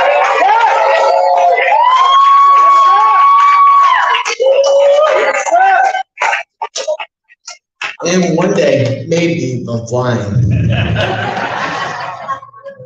But it's so true. You guys let so much, even I should say we, let so much hold us back in the world. And the choice is really ours. If we want to be happy in this world, there are a lot of negative things going on outside your body. outside your circumstances. But those aren't in your control. Let those things go. Know that you are an overcomer. Yes, sir. And you have overcame so much already in your life that you are going to take all these issues that you have now, and they are not going to exist. You're going to get through them. I tell you. I promise you that things are going to get better. They did for me, and why aren't they going to for you? You think that because you weren't in the same circumstances as me, that you're not going to have it as good as me? I tell you right now, you're wrong. But I just want you guys to know that you can accomplish anything in the world. You just have to keep your eye on the ball. You just have to stay focused and grind until you get it. Because it is possible. Let me hear right now, it is possible. It is possible. Again. It is possible. Again. It is possible. Again. It is possible. Louder. It is possible. Yes, it is. So, I got some more tasks for you. This time, I want you to sit up straight. On the count of 3 this time, instead of doing all those tasks, I just want you to clap your hands. One time. Oh, no, never mind. I just want you to say boom really loud. And if you aren't loud enough, I'll make you do it again. I'm serious. I want them to hear you down in the lobby of this hotel. I want people walking in here being like, what is going on? You guys are in trouble now. All right? You guys got it? And then afterwards, you make no noise. All right?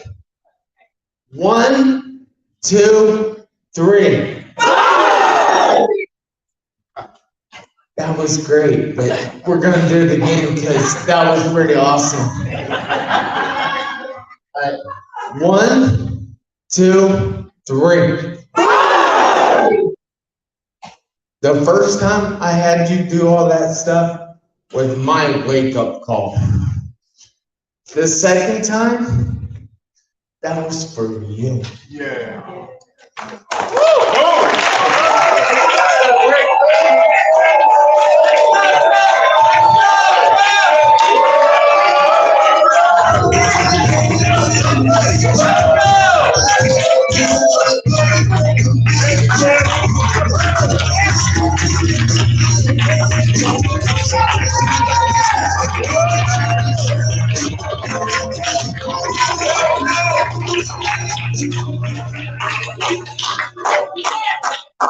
And we complain about just aches and pains, right? All right, so we're getting ready to do our millionaire power hour. You guys ready for that? Yes. So Sean Reeves is going to be in this room. So if you want to see him, you stay here. He is going to talk to you about, what are you going to talk about, Sean? Learn how to build a success map. Achieve any goal effortlessly. Did you hear that? A success map to achieve any goal effortlessly. And then we're gonna have Kevin Wilson, who is gonna talk about The Millionaire Next Door and how he did what he does. He is going to be in the Osage room C. Now, all these next rooms go past reception, go past the bar, turn right, and find the Osage A, B, or C. So number C is Kevin Wilson. A is Brent Kessler, who just presented, and he's going to talk about something a little bit different, but the same, but he's going to take it to a different level. So that is going to be in A. And then we have Big Bob himself sitting right here. He's just going to do a little round table with you. He's going to let you pick his brain and tell you how he did what he does. Okay? So everybody back here at 210, go find your rooms. We'll see you soon because you do not want to miss Donald Tolson. You don't want to miss the Coney Prince, our keynote. You don't want to miss Regina Platt. We got some hot, heavy people coming up. See you guys at 210.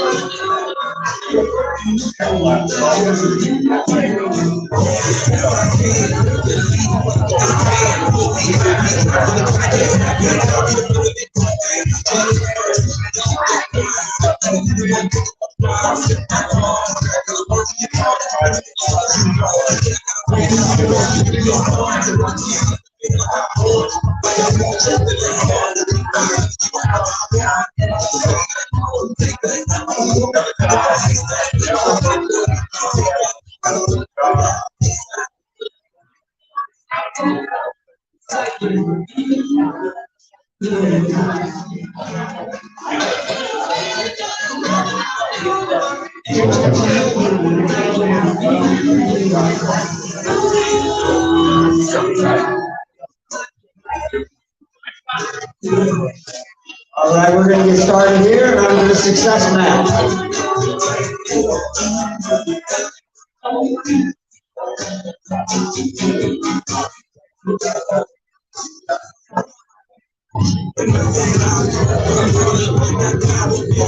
Or maybe not. All right, we're going to get started here. What we're going to do is we're going to learn how to build a success map to achieve any goal that you want. That sound okay? Is everybody here? Can I? All right, so what we're going to do is, if you've ever read the book Think and Grow Rich by Napoleon Hill, he talks about a mastermind group. And that's what we're going to do. We're going to work together. Now, to achieve a goal, a lot of people, it's hard to get started because, well, how do you eat an elephant? One bite at a time. One bite at a time, right. But a lot of people look at the whole elephant and they go, oh, it's so big, I don't even know where to start. But if you break it down into small bite-sized pieces, it makes it a lot easier. So that's what